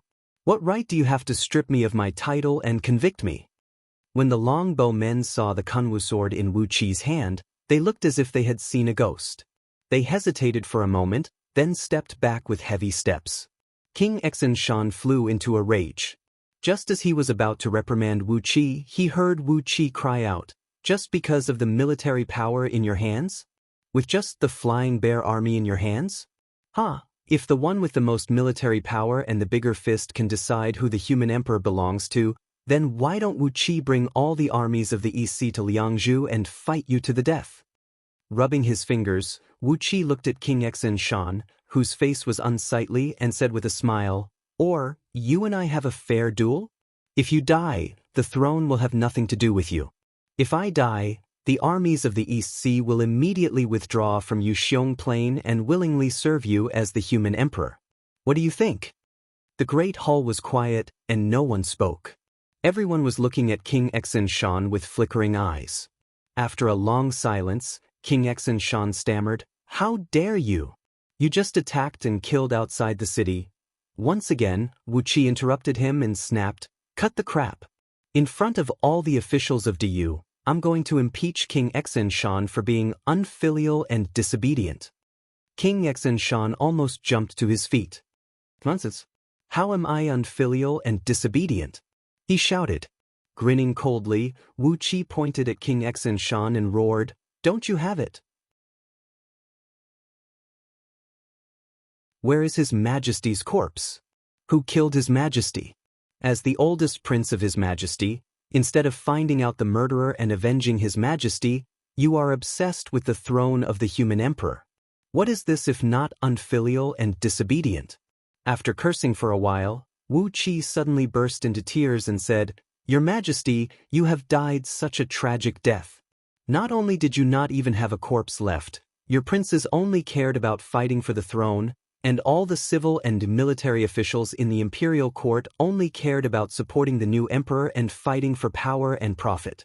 You have died such a worthless death."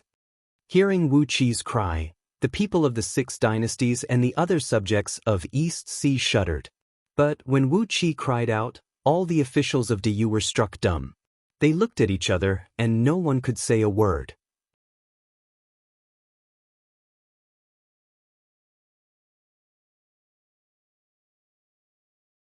Chapter 874. Above Pangu continent was the 33 heavens, the residence of the celestial court. Above the celestial court was the 9 heavens, the holy land where the primordial immortals of the Tao League lived in seclusion. On the other side was the great Vulture Mountain, the residence of the current Lord Buddha of the Buddhist League, Amitabha. 60% of the Buddhas of the Buddhist League usually lived in the various temples and cave abodes on the mountain, while the other 40% stayed in outer heavenly realms. Above the 9 heavens and the great Vulture Mountain, between the Pangu world and the chaotic world, in the rustling void, a vast expanse of purple mist that was shaped like a Ganoderma, measuring trillions of miles in circumference, held up a blessed land that was several times larger than an ordinary outer heavenly realm. It was filled with green mountains and clear waters, beautiful scenery, and countless exotic flowers and herbs, Ganoderma, and rare animals. It was a place that was millions of times better than any cave abode in the world. The natural energy here was not as vast as the vast ocean in Yuxiong Plain, but in terms of purity, it was not inferior to Yuxiong Plain. The spiritual qi here was warm and thick, bringing with it a sense of warmth. The pure yang qi contained a trace of pure yin qi that could penetrate one's heart and spleen. The yin and yang qi entangled with each other, deducing countless vitality. Under the nourishment of this unique yin and yang energy, even a piece of moss on this continent was plump and luscious, and even the fungus under a cluster of pine trees was plump and thick, full of energy. As for the birds and beasts, they had obtained countless benefits. The wild hares and squirrels running all over the land had the cultivation base of heaven immortals and above. It was just that on this continent, they were used to staying in their beast forms. At the center of the continent, at the foot of a tall mountain, in front of a deep azure lake, stood a simple, magnificent, and dignified wooden palace. The palace did not cover a large area, only about 1,000 acres in circumference. The palaces, pavilions, and even the Rainbow Bridge abode were all very exquisite. Every flower, every grass, every stone, and every tree between the houses had been carefully arranged. Clearly, it had taken a great deal of effort to arrange them. There was a white jade archway in front of the palace, on which the words Empress Wa Palace were engraved in ancient characters. The writing of these 3 words was simple and heavy, and it was surrounded by a thick aura of virtue. Even this memorial archway had a great amount of virtue attached to it, and it was already a rare treasure of virtue. 7 old men dressed in ordinary coarse monk robes sat cross-legged in front of the archway, facing the Empress Wa Palace with their backs to the lake. They sat there with their eyes closed, like wooden sculptures made of clay. Their breaths were concealed, as if they were dead men. They wore monk robes, but their hair was tied up in Taoist buns. There were hairpins carved from jade inserted into their buns. From left to right, there were 1 hairpin, 2 hairpins, all the way until there were 7 hairpins. An extraordinarily beautiful young girl, who was clad in a delicate cyan armor and holding a light cyan long spear that had gusts of wind coiling around it, stepped on 2 wheels that were condensed from gusts of wind. She angrily pointed at the 7 elderly men and yelled, "Old bald donkeys, why don't you get out of the way? I'm going to find some fresh fruits, can't I?" The 7 elderly men did not say a word, not even blinking their eyes, as if they did not hear the young girl's roar. The young girl was furious. She straightened the spear and thrust it at the face of the elderly man. As the long spear rose up, 3 thin black whirlwinds rose from the tip of the spear. With an ear-piercing whistle, the 3 whirlwinds pierced through the old man's eyebrows. The whirlwinds quickly compressed into 3 black shadows that were thousands of times thinner than a strand of hair. The black shadows tore through the void and produced a deafening whistling noise that made one's ears ache. In the outside world, even a newly formed primordial artifact would be torn to pieces by the spear. The 7 elderly men remained motionless. At the same time, a misty Buddhist light emanated from their bodies, which was as faint as flowing water. It seemed to exist, but at the same time, it was as if it was not there. It was as hazy as the faintest mist that enveloped their bodies. No matter how hard the young girl's spear tried to pierce them, the Buddhist light was as tough as the hide of an old cowhide that had lived for tens of thousands of years. Every time the tip of the spear sank into the Buddhist light, it would go no deeper than a grain of rice. In a flash, the young girl had stabbed the spear 3,000 times in a row, but the 7 elderly men were not hurt at all. Instead, the young girl's wrist became red and swollen from the backlash of the Buddhist light. Her slender and fair hands looked as ugly as braised pork trotters, and there seemed to be countless steel needles poking through her bones. The young girl's eyes turned red as she pointed at the 7 elderly men and bellowed, "7 old bald donkeys. You only know how to bully women." The elderly man in the middle slowly opened his eyes and patted his head with his hand. "I have hair, so I'm not bald." The young girl pointed at him and scolded, "All your disciples and granddisciples are bald donkeys, so of course you are old bald donkeys." The old man in the middle closed his eyes, while the one on the far left slowly opened his eyes and said dryly, "Young lady, your parents gave birth to you, and you are a woman. Could it be that your parents are also women?" The young girl was at a loss for words. She stomped her feet angrily, then stepped on the 2 wheels of wind and returned to the Empress Wa Palace. Not long after, a beautiful girl wearing a long red dress and surrounded by raging flames walked out slowly with a flower basket in her hand. The young girl smiled and bowed deeply to the 7 elderly men, then said in a sweet voice, "7 old men, it's my pleasure to meet you." The 7 old men waved their sleeves at the same time, and a soft but tough force brought the young girl directly back to the Empress Wa Palace. The elderly man in the middle said in a low voice, "For the next 3 years, no one is allowed to enter the Empress Wa Palace, and no one is allowed to leave. This is something that even the Wahuang clan has agreed to. Why are you little demons making a fuss?" The girl in red was dragged back to Palace of Emperor Nvua's palace in a mess. She could not keep her balance and fell heavily on the square in front of the main gate of Palace of Emperor Nvua's palace, making her grimace in pain. A group of young girls dressed in all kinds of long dresses and armors hurriedly rushed forward and shouted at the same time. These young girls were like a flock of birds whose nest had been robbed. They kept chirping, but none of them could think of a way to deal with the 7 old men who were blocking the way. They were the 7 patriarchs of the Buddhist League, the 7 chaos fiend gods who founded the Buddhist League. Their disciples and granddisciples had changed thousands of times, but they had always been cultivating in seclusion in the unbreakable mountain root temple in the void, secretly controlling all the major events of the Buddhist League. Each of them was an ancient great saint of the same generation as the Wahuang clan.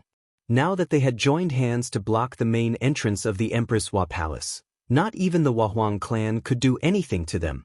If a fight really broke out, how could the Wahuang clan defeat the 7 of them? The 7 patriarchs of the Buddhist League and the 9 Daozu of the Tao League were used to fighting together. No matter if the opponent was an army of thousands or alone, they would always attack in a swarm. However, Chaos Fiend gods rarely fought in groups. In the past, it was always the 7 or 9 of them who bullied the opponent. As a result, all the Chaos Fiend gods who fought against the Buddhist League and Tao League had fallen. There was not even one Chaos Fiend god left in the same generation as them. In the depths of the Empress Hua Palace, in a great hall surrounded by countless restrictive spells, the Holy Mother of the human race, the Wahuang clan, sat on a cloud bed. The purple chi of virtues around her transformed into a purple sun that shone with a blinding light. In the flickering purple light, a thick purple square cauldron was faintly visible. From time to time, a powerful spiritual power would surge out of the square cauldron. On both sides of the Wahuang clan, the Yellow Emperor, Xinyuan, and the Yen Emperor, Shenong, dressed in imperial robes, sat cross-legged on a cloud bed. Their heads were bowed, and a strong purple chi of virtues wheeled around them like hundreds of tiny flood dragons. The great hall was silent.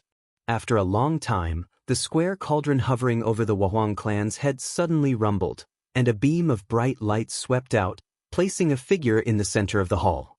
Emperor Haozuan slowly opened his eyes.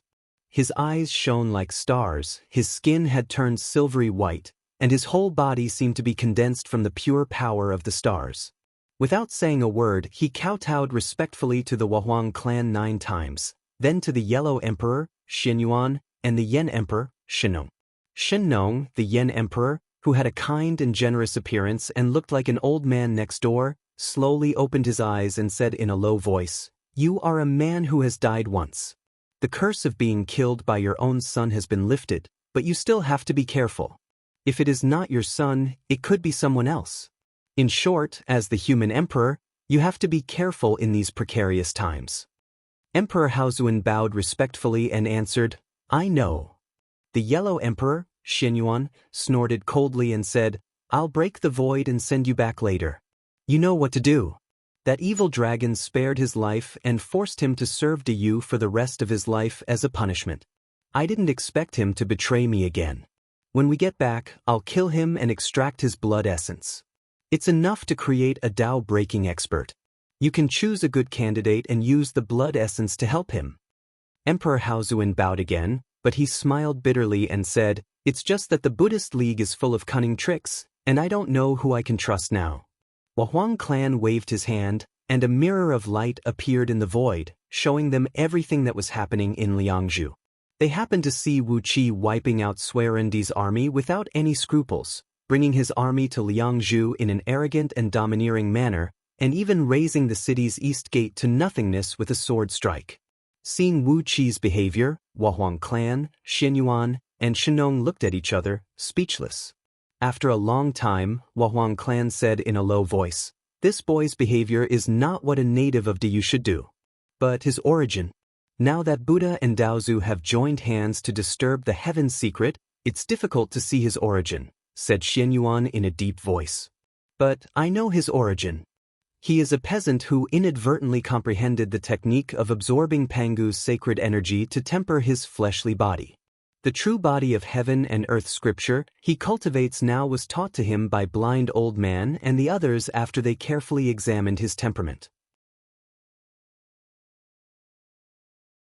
Wahuang clan pondered for a long time, then nodded slowly and said, "Haozuan, you should go back to Liangzhu and act carefully. Since this boy is behaving like this, you can hide in his army and carefully identify the people in the city." Xinyuan nodded slowly as well. He rummaged in his sleeve for a while, then pulled out a sword identical to the one Emperor Haozuan had lost. He handed it to the emperor and said, "That sword was taken away last time. This is the real one." You should use it well. Emperor Haozuan bowed respectfully and took the sword. Huang clan pointed a finger at the square cauldron over his head.